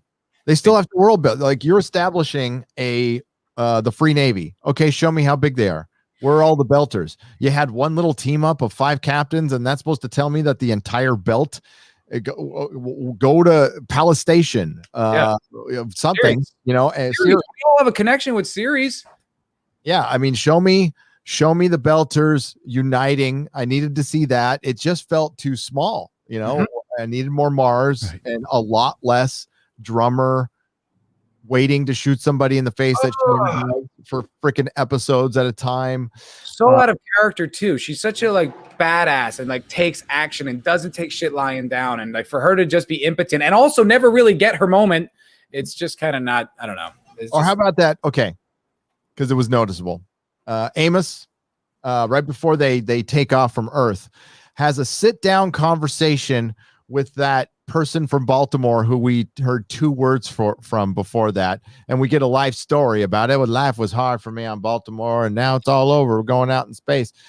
For one, that should have been something between him and Timmy. Why did we have a conversation with that character? We didn't need it. And also, I want to call something that I said last week. They didn't address the fact that Peach has got that guy's entire crew killed because they wouldn't take down those cops. And he's just like, hey, that was really fun working with you. It was fun to have everyone close to you massacred because of a terrible tactical decision. That was fun for you. I'm done killing people. There was another. There was another one, and I didn't. You mentioned that last week, Matt, and I did not remember this. I did not put it in sequence. When they come in and you see the aftermath, the thing that you mentioned, that it's like we don't get to see that. We don't get to see her taking out some more of these bad guys who are making their second way in. Mm-hmm. Actually, you get that point where Eric, the guy from Baltimore, Eric says, I'm gonna have to be nicer to her from now on. And it's like, oh, you wanted that recovery. That was basically it. It was in the same episode. And it was like, you're right. Oh my word. Because Gary, we were saying like this doesn't make sense if Eric isn't mad at Peaches for getting his whole team killed. And so we're like, well, if it doesn't pay off next episode, that's indicative of shitty writing. And I get Draco's point out, oh, they already did do that. They already nipped it in the bud. It was like, you dicks. If they already did it and you missed it, it wasn't delivered. You didn't see it. You didn't get it. Bad writing. That is bad writing because it's not respecting the directing. Character. Yeah, everything. I think that's a victim of what they did to the final 4 episodes. It all revolves around what they did to Cass Anvar. Every piece of what went wrong at the end of this season is all about Cass. Yeah, I think you're right, dude. I honestly didn't think about that, but once you said that, the gears started turning. I was like, I think you're right, man. Because it's like it's the only thing that makes any sense. I don't know how it could be so perfect and then such a clusterfuck. Kill him halfway through the season. Then that's all they had to do. That's what I was expecting them to do. I knew he was going to die. Mm-hmm. It's like kill him halfway through the season. Make it, and you could make it like a great jumping off point and like revenge and there's a million emotional things you could have done instead of doing it at the end and drawing everything out. And we've already seen Bobby fly the Razorback, so we don't even need him for that whole sequence. And then it could have been this great girl power moment, like you guys love to portray, of Bobby going to save Naomi. It was all sitting there right for you guys.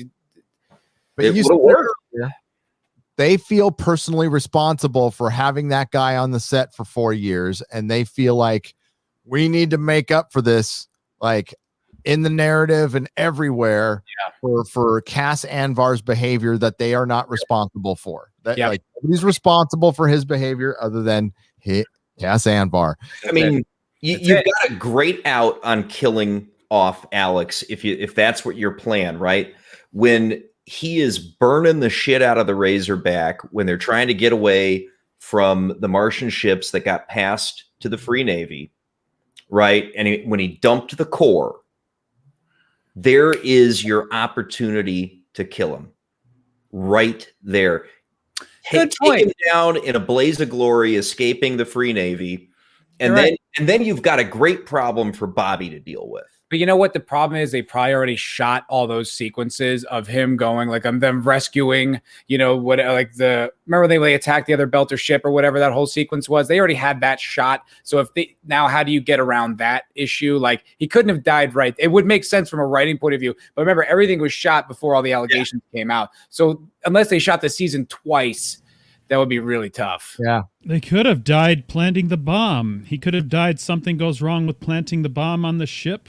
After the burn, after being caught there, he was doing a very dangerous spacewalk, planning that bomb, making sure that took care. He had to get back to the other ship and get pulled inside by Bobby. I still just think you recast him. I don't know. I just think that's the tiny way to do it. It's like it's acting like it's not real. It took me a couple episodes. I'm like, that's bull. That's bull. Like that was out of left field, So there's some fans of this show, man, that are so sharp. Like people were talking about that, like in one of the chats, and I was like, oh, I didn't even put that together. Like, they don't miss a detail. Like there have been people talking about the fact that there was a blue plume of the proto molecule missile going in the other direction since it happened, and I was like, you guys noticed that shit? That is really observable. They noticed it, and I had to go back, and this is why I showed it to those people who were on the stream last week. I'm going like, yeah, you guys found that. I didn't see it. I think these guys didn't see it. Well, Gary might have seen it, but but the thing is that the members of the chat, they're going, "Oh yeah, I saw that." We got Elvis. Tracy, Elvis in the chat was like, Tracy yeah, is a mega fan, and she notices everything. Yes, Tracy is excellent. Did these allegations? Okay, so they went down during filming or after filming?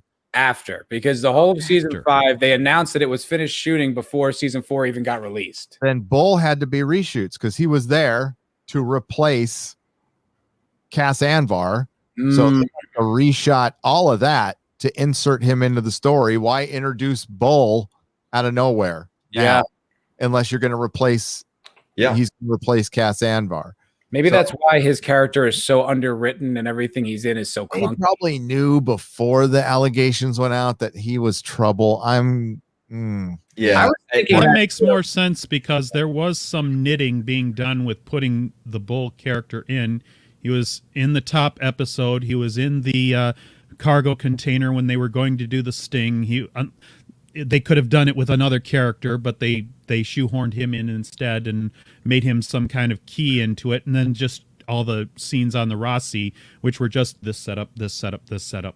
But to Gary's point of them maybe maybe knowing about it prior, like that, maybe that's why it's such a severe overcorrection, because maybe they did like hear the allegation, because apparently it was someone on the crew as well had made a complaint about it, and so maybe they ignored that and now they feel guilty and they're trying to like absolve themselves of responsibility. Yeah, maybe they originally hired Bull to stand in for more Fred Johnson stuff, who was not going to be in the show other than to get killed. Could be. Something we haven't gotten into yet, and it's something I want to get your guys' opinion on. Sure. So, Monica, who's a character that I like.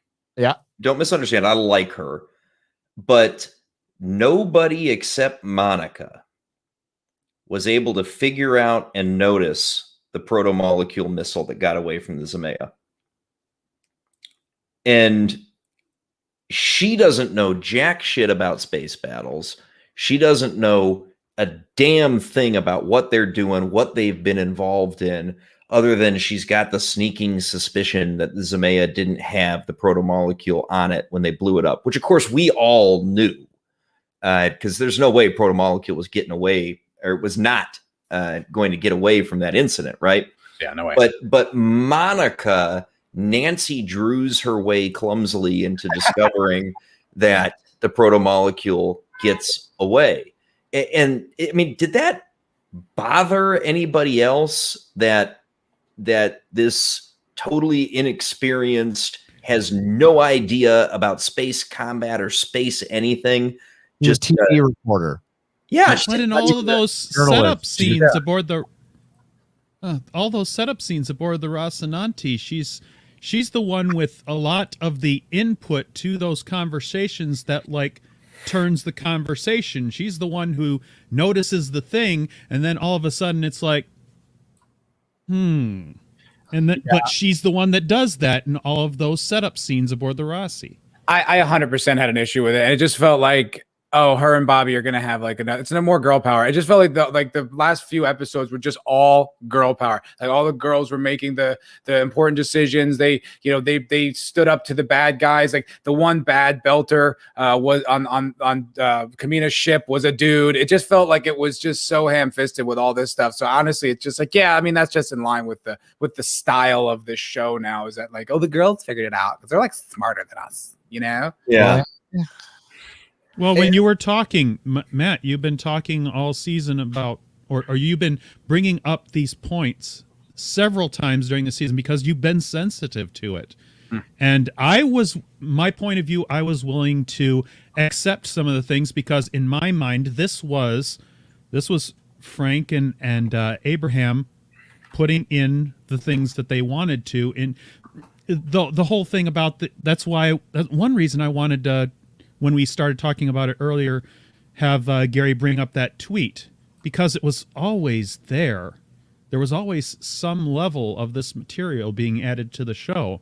But the thing is that except on a sometimes surface, sometimes deeper level, which you noticed, Matt, I maybe even Jake, you noticed it and you didn't speak up as loudly as Matt did, because we would often hear Matt saying these things that,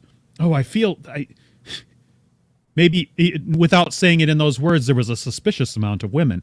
But the thing is that he would say that, and then I would say, yeah, you do have a point, because they're doing these things. Yeah. Well, it just got more and more examples of it. And Monica is one of the most obvious examples, because she's a journalist. She's got some enhancements for her trade, but beyond that, there's no reason she would be the one to turn those conversations every single time, except she is the tool of the writers for the feminist message in those scenes. Yeah. Now, I will point out, a few people in the chat have mentioned this, and I think it's fair.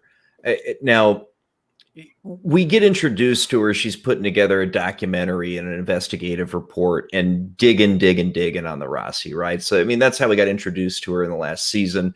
So it's certainly not out of character for her to be digging and investigating, right? But where it lost me was in doing battle analysis. You know what I mean? I mean, that's where it was like beyond where she should be kind of capable of putting it together. And it was so tacked on. I mean, it was just so tacked on. It wasn't like she'd been investigating this anomaly for several episodes and just needed like Bobby to clear up one point. It was just out of nowhere. Yeah. And it was like, yeah, I was doing inventory. Weapons.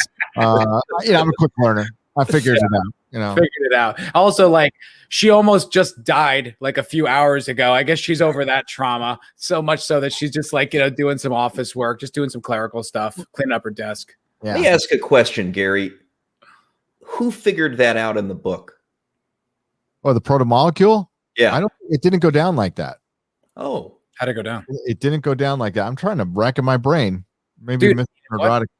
That makes more sense too, because when we were watching it, I was like, that just felt so lackluster, that whole encounter with the Rossi and that other ship. It just felt like, why would that even happen? And it happened so quick, and they just wiped out all the missiles. I was like, all right, that wasn't exciting. I was like, that makes sense. Yeah. Tacked away. I think it just got away. I think it just, once it was taken out of Tycho, that was it. There was no chasing it after that. It was gone. Got away. Yeah. Pretty sure it was gone. And it was in and then it was just chasing around.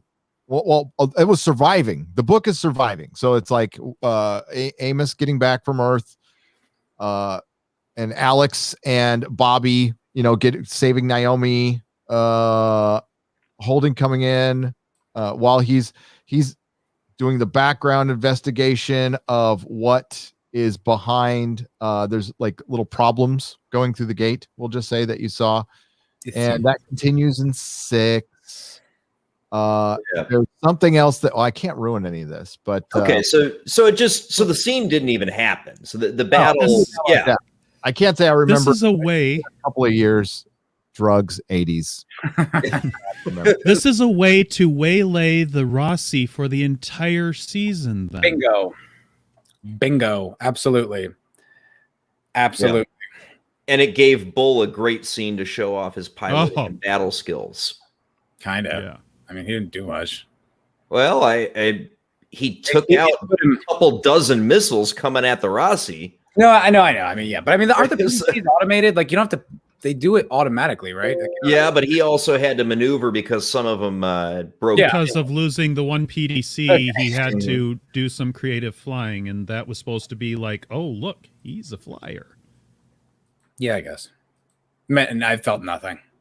It wasn't deep. It was very surface. It was not a whole lot to it. It felt obligatory. It kind of felt like in the later episodes of The Witcher, where they just started doing like, oh, we got to have action in this moment, so let them chop people up. That's what it felt like. Just felt like we have to have an action sequence because all we've been getting is fucking Naomi talking about her feelings for 45 minutes. So I guess we have to blow something up. Oy. What a letdown, on man. spaceships. God damn it! What a fucking letdown. Because I was going in all apprehensive at the beginning of this season, and I was like, man, is this going to be the turn? Is this going to be? And it blew me out of the water. I couldn't believe how good the first 3 episodes were. I was like, I was telling everybody when I started watching it, I was like, my like YouTuber brain started like thinking about like, no, turn that off. Just enjoy your favorite show right now and let it wash over you. It was glorious. And like everyone liked it. And it was universal. And like I heard Gary talking about how much he liked it. I was like, this is the shit. Yes. I can't believe they survived the woke storm. What a glorious thing. And then one like little cracks in the armor. You're like, that was bad. That just was, what's that about? And then it just kept piling and that just kept growing. So this is the part they left out. All right. So Monica was investigating the ships disappearing, right? That's what she was there investigating in the book. Right. So that's why she was there. It wasn't ships disappearing through the gate. The breakaway Martian fleet that showed up to destroy the UN at the end? No. That's what she was looking at?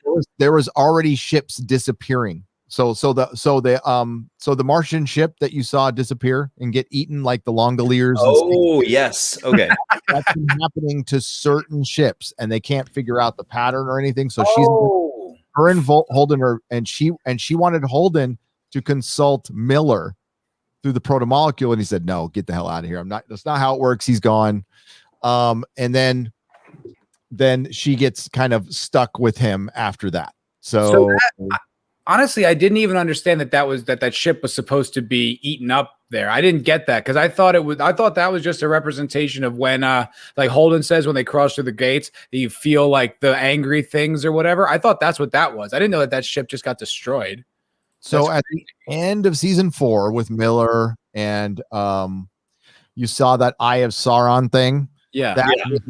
That is the big bad, right? That's what killed the engineers of the proto-molecule. Right. Yeah. I think it hasn't been said, but it's been well inferred. They showed it again at the beginning, and then at the end, you saw what happens. That's them. That's they eat. You get paused and you get eaten. That's rad. That was a cool scene. Did you ever read the book Hyperion, Gary? I have not. Fucking amazing book. I guess I can't talk about it now because like at the end it's kind of a big spoiler, but it's a similar idea. And I was like, oh wow, I've seen that before. Where there's something in the gate, and that's a great book for everyone. Recommend Dan Simmons, The Hyperion Cantos. And it's a question that has not been answered yet. What it is? Like the book hasn't come out. We're still waiting for the last book. So you think they'll answer it? No idea. Coming. Well, they better. They're leaning. Well, they didn't even address it until the 8th book, really. Yeah. So they have this investigation, then they have the time jump, and then they hint towards it, but they really start addressing it in the 8th book. And then you get, I mean, yeah. So there's a lot of shit to come still. There's a lot of shit to come, and it's not just, you're going to meet Duarte. If they're going to mention Duarte, they're going to bring him in. So, yeah. I mean, it's such a rich world. I mean, save this execution, but there's just so much there, and there's so much that you can explore. There's so much potential for prequels and spinoffs and stuff like that. That like, it would be such a shame if it just kind of fizzles and goes away and just kind of becomes just another kind of sad tale. Because it's so funny. Like I work with a guy and I just got him into The Expanse, and he's not like a nerd. Like he's not into this stuff. Like he just watched it on my recommendation. He's like, it's so good, dude. And that's right when like the season is falling apart. And I feel like, oh man. And like now I'm shepherding him down to his doom. Yeah. And Duarte has been mentioned. His name was on Bobby's iPad. Well, did she mention his name? No, but the iPad had his name on it. Well, okay. I'm not gonna say. Well, we've got a lot of observant people in the chat, Gary. At least it doesn't pointed that out to us. Well, that's the same level of that's the same level of engagement. The whole thing going on at the ring, which culminated in the ring battle at the end of this episode, was something that Marco was working on in little bits and pieces of episodes all through the season. Yeah. But it was like, what? okay, something's going on, and they're talking about a thing, but it doesn't. The rest of the show doesn't bear on it, so it's kind of like the little model being built by a child in the corner, and you're going, what the child is doing, and they only show it at a scene every episode, and then suddenly it's a great big castle at the end of the season. But why was he doing it? I don't know, but I would like connection. to have watched it happen because they had a stealth meteor shower. What? That sounds cool as hell. That was interesting, wasn't it? Like to have like explored that and watched like it happen on the ship and then freaking out and like not knowing how they just like zoomed right through it. It was like the most interesting part of the past 5 episodes. You just shot through in 30 seconds. Like, so It's supposed to be a whole at the very episode. end, I'm gonna describe from the book what the two Martians felt right before they were killed. The crew members become aware of all the granular detail of their immediate universe, down to the individual particles and what is described as a more profound space between them, a vacuum that penetrated them all, a solid fog-like alien presence that is implied to be composed of something other than matter appears on the ship and kills the crew. cool. So cool. You're aware, like uber aware of kind of everything when that happens to you, and then you die. The point is, you are alive when she starts to eat you. Yeah. That's so cool, man. Like that's the type of stuff that like, yes, because I think these guys have great ideas, right? The idea of taking the proto molecule and turning it into like this thing and like that whole journey of that and how big and expansive, no pun intended, the world that they've created is. It's like, yeah, they're great at that. Like it's like, oh, such a letdown. Like I want to experience your world, you know, like I love the way they tell stories and the world building. It's so fucking fun. It's just like such a letdown that we didn't really get to have much of it this year. Yeah, they really should have showed the investigation of the disappearing ships. It would have made it much more creepy.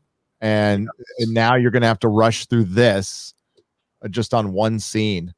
You know, and that's something that the Expanse didn't do before. They didn't have a name on an iPad, or I mean, like they would tell you things, they would show you things. Yeah, they wouldn't spoon feed you, but it was elegant. I mean, it was you knew what was going on. The first 2 seasons were dope. They were freaking perfect. The first 2 seasons. They dealt with it. They went over 2 books pretty. They got all the good parts in. I had a debate with Word of Wolf. Remember Word of Wolf when he was on YouTube? You guys ever heard of Word of Wolf? No, sir. Be a member of EFAP, an OG member of EFAP.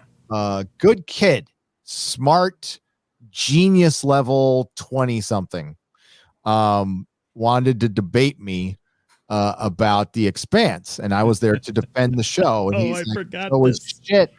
And the books are right. And I'm like, well, you know, my perspective was if I had read the books first, I might have had the same perspective of him, but I didn't. I'm all, no, I think the show actually improves on the books. And I still do. I still believe that. There's a lot of stuff that the show improves, including like, I'm sure the ladies would agree with me on Amos. Okay. Ladies, you're with me on this one, right? Amos is much prettier. I agrees with you there, Gary. I wouldn't want to see a Miller with a giant head on this like skinny body that he could barely walk on. It would have been just too weird.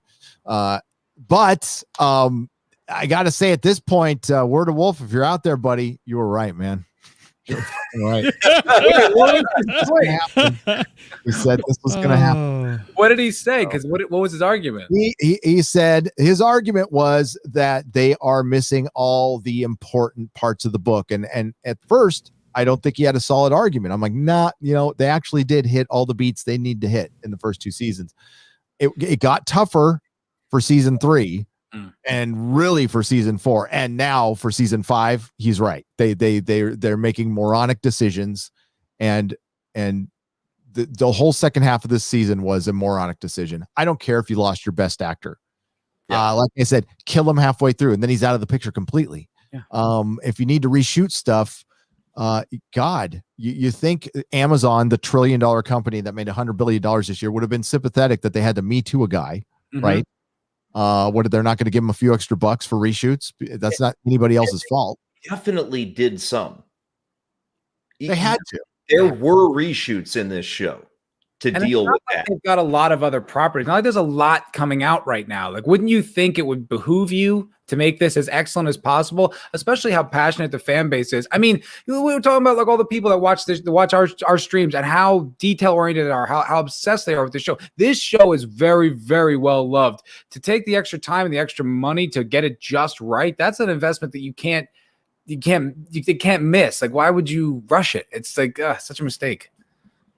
I wasn't expecting the show to come out in December. I was surprised when I heard it. I'm like, what? They shot it?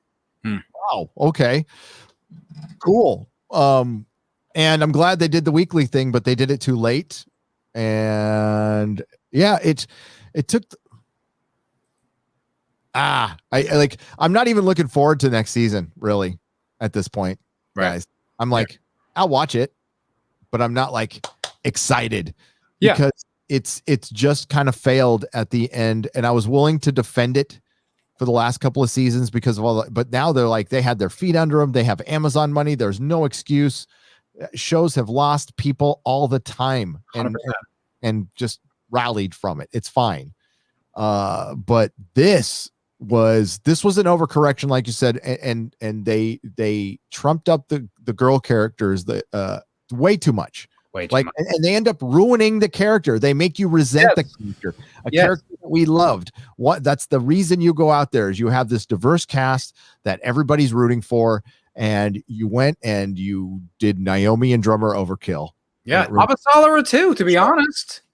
She didn't do. I don't even remember her dropping an F-bomb this season. Like, that's what I like. Yeah. And we were saying, like there's a throwaway line where she's just like, "Oh, Mars is compromised. We can't talk to Mars." It's just like that made Avasarala seem kind of stupid and sort of not as savvy. Like, I always felt like she always had a handle on intelligence. Like, that was like her gift of hers. She was like a genius at knowing what to decipher was bullshit and how to get her fingers and stuff. You know, she was very good at that. For her to just be like, "Oh, we're not talking to them," and then it comes and bites them in the ass. It's like, kind of makes Avasarala look stupid. And the whole coup thing was dumb. I don't even like, why did you, I understand that they wanted to have some weird secretary, but like Battlestar Galactica, but like, I would have cut that whole scene out. What was it? What was necessary? It just, did you have an Avasarala scene to have a coup that we didn't see? I think it was to have an overly aggressive male leader, and you needed a woman to come make the rational decisions. That's what it felt like to me. Yeah. Yes. It was so clunky and so rushed, and it was like that was a military coup, guys. It actually had. I'm sorry. Go ahead. It's just like, is Earth okay with this? Is everyone like, yay? Like, we just had like these huge attacks, then a new leader got put in power, and then he was disposed, and we're all okay with it. Like, I feel like someone might want to ask some questions. There might be a follow-up. Isn't it just like the fucking UN, right? Who have their whole planet destroyed, but they're worried about how they look to the rest of everybody else. Well, and have a dinner party. The thing is, if we had gotten a better context, I mean, don't get me wrong, we saw destruction on Earth through Amos's eyes, but only in a limited scope. So if we had gotten a better fill-in about the billions with a B who'd been killed by the rocks, then, you know, maybe you get a little more on board with the military coup. Or it was like had like some time to develop instead of like starting and finishing inside of like 8 minutes of screen time, and then just dealt with, is over. Like, he's like, "Oh, you're in charge now." It's like, what the hell just happened?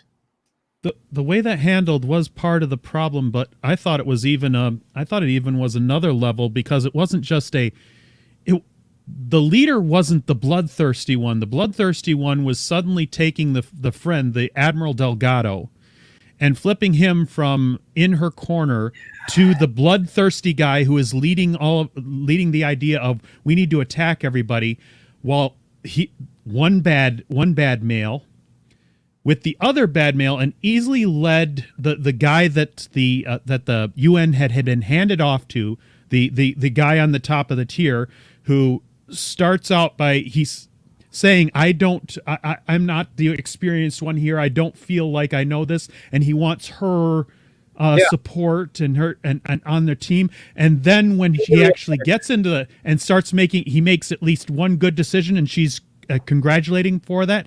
Then he starts being led around by the warmonger, the sudden warmonger. And so you got one bad male and two bad male, and Avasarala needs to fix it. And they didn't even hide it. Sorry to interrupt, Jake. It was they didn't even hide it when they had everyone walk out of the room. It was 3 women and 1 guy. It's like, oh, we fucking get it. We get it. Yeah, That's what you're getting at. The thing is, though, we could have explained those changes in character without busting the budget. So Sentient Dildo calls out in the chat that they didn't have the budget to show us carnage on Earth, unfortunately, right?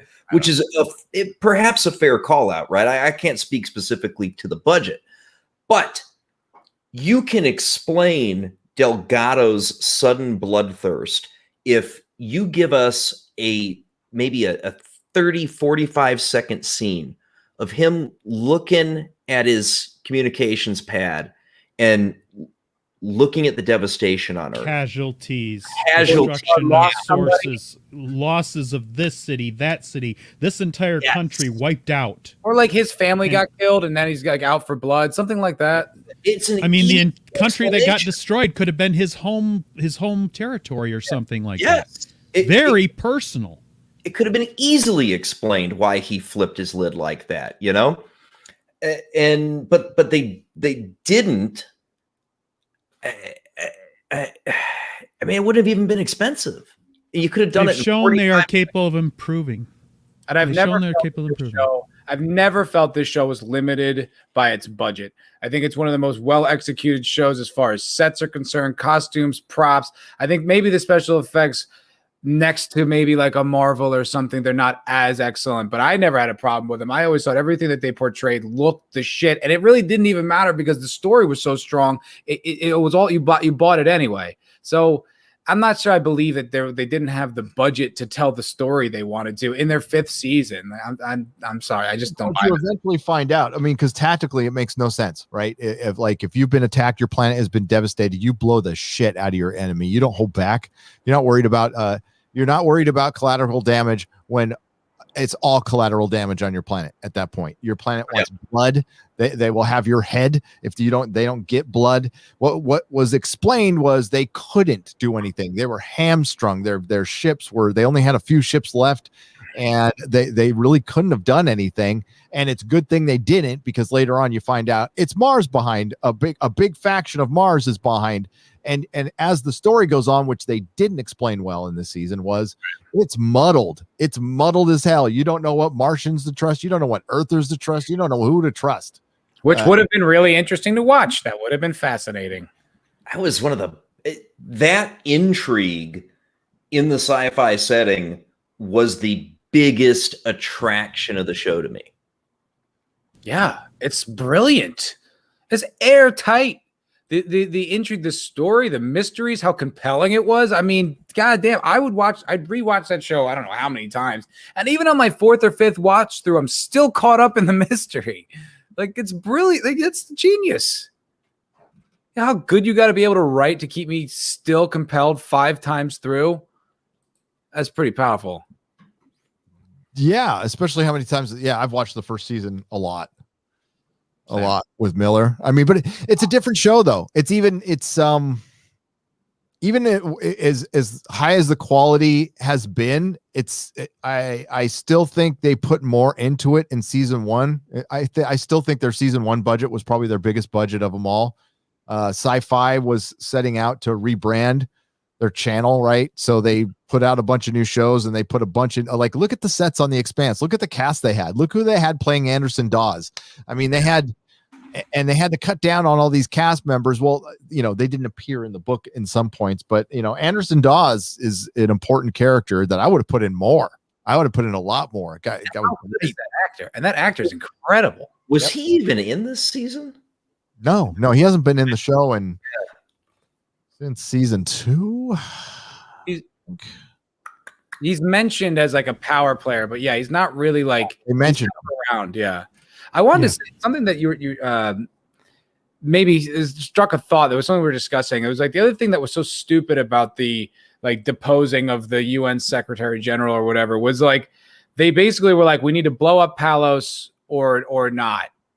there's more than two options. Like I was like, how come no one's even discussing like a marine incursion or something like that, or a tactical strike or a blockade? We don't just like either bomb a country or we don't bomb it. There's lots of diplomacy. There's other ways to handle like a threat. It was just so narrow. It was just like, oh, we either blow, I guess we can't blow it up. Oh, it's bad to blow things up. Like, oh my God. Well, seeing that they were on a constant state of a Cold War with Mars, they probably always had ships in that area that you could have pulled. That, yeah, it could have been some black ops, and you could have gotten at least intelligence out of it. Yeah, something. Or just had a more complex discussion, I think I would have appreciated more. It was just so binary. It was. It was there to show girl power. And again, you have a better sense in the book, which was written prior to 2015, which is a very important date in entertainment. You got a better sense in the book that there's just mass chaos, and it was impossible to not all our communications are set up, and Earth is draining everybody's resources, and there's a big relief effort. There was efforts from people in the belt and Mars to bring relief to Earth for the first time that they don't talk about. No. So they a lot of opportunities. Yeah, no, Jake's pointed that out a lot. Mars is a total non-player in this whole season, and it's a gaping hole. It's a gaping hole. Hey, Gary, if you need to get going, my friend. The bug out, my friend. I'm on a time limit. I'm sorry. Thank you very much for joining us. Dude, thanks for having me on. It was great. I'm glad it turned out to be the finale because, dude. Yeah. Oh, what happened? Yeah. Oh, it's just. Is the Orville next? Is the Orville going to be? No. Don't say that, Gary. Please. I'm telling these guys to stay frosty all the fucking time, and I don't want to think about the Orville going this way. Yeah, I don't know, man. I'm sorry. I don't think anything's safe. I would, expect the worst. I mean, I don't watch the Orville, but I mean, I expect the worst. I mean, look, it happened with The Expanse. I thought this show was impervious to it. It was like you saw side by side really woke contributors not making their show woke, and I'm like, I think this show is above it. I was wrong. It's not. They were for a while, and maybe they finally bent the knee. That's maybe what it is. It's like, you know what? There's some people out there on Twitter saying you're not woke enough. Better work on that. Yeah. And that might be it. It could be, but it is absolutely possible that it's sticking with this little channel Nerdrotic. Yeah. If this was just their way of minimizing Alex, it could easily recover next season. It could. The actor playing Bull is a good actor. He's a good actor. He's in Con Air. Drummer. I can't believe I'm saying this about a woman. Drummer getting cucked was terrible. It was. Drummer. You didn't need to do that. She is such a great character, and she's one of the best. She's my favorite. I've said that on so many reviews. She's my favorite character in this show. When you hear interviews with the actress, and she doesn't have that voice at all, she's like, "Hi, how you doing?" I know, she's a little girl voice, and you're like, "Where does that voice come from?" Where's that badass? Yeah, she's the shit. Well, Gary, I mean, seriously, this is like an honor, man. So thank you so much. You've brought us all together, and literally, you have brought the three of us together, and it's, hours and hours of content. I praise you all day. I'm a big fan, man. So thank you so much for coming on. This was awesome. Thanks for having me on. Let's do it again. This guy is responsible for most of our interest in this show, people, in case you were wondering. I don't attack you for anything that's gone bad because there was so much good, Gary. Thank you. Draco, I'm going to get so many I told you so's in my next live stream. Well, get out of the way. Okay. That's hilarious. So all right, guys. Take care. Subscribe to all these guys. They're brilliant guys. And hopefully, this show at least has a chance. It has a chance to get better.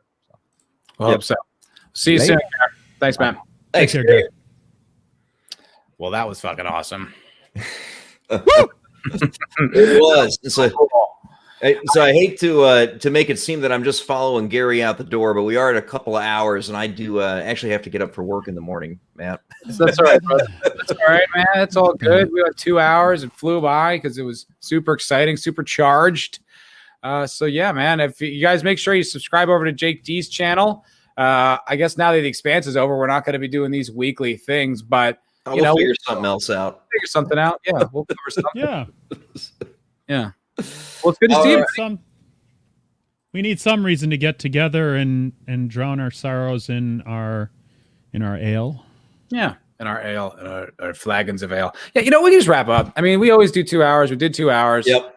Just wrap up. This was a chat. Thank you guys so much for all your contributions, even though you don't agree with me, some of you, and I don't know. That's unacceptable. We're about 2/3 to 1/3, and the 1/3 is agreeing heavily with you, Matt. No, I know. I'm just fucking around. I was watching the chat. And normally, guys, we're way more active with the chat. I just like Gary's here. You know what I mean? We gotta. Well, that quite honestly, the chat was flowing about 10 times faster than it usually does. It's like 75 Gary caused it. We're not as used to dealing with a fast chat as most streamers. I know. I was trying to be cool, but I was like, at times, like, that was real. I was like, fuck, that's Gary's here. Shit, that's awesome. Well, listen, I mean, Tracy, back off about the woke. I'm sorry. I gotta call it when I see it. I mean, that's part of what we do. It's part of what I do anyway. I mean, I think it's important. And I understand why it can be, it can turn you off, but I just, I don't know. Gotta call it when we see it.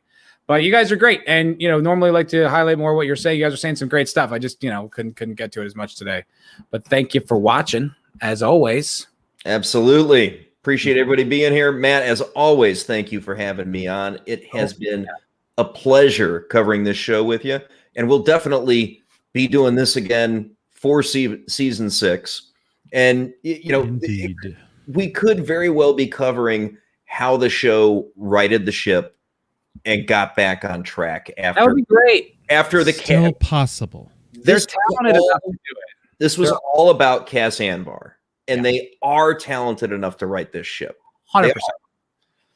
They've shown it. We know they can do this. Totally we know they can improve upon material. Let's hope. Yes.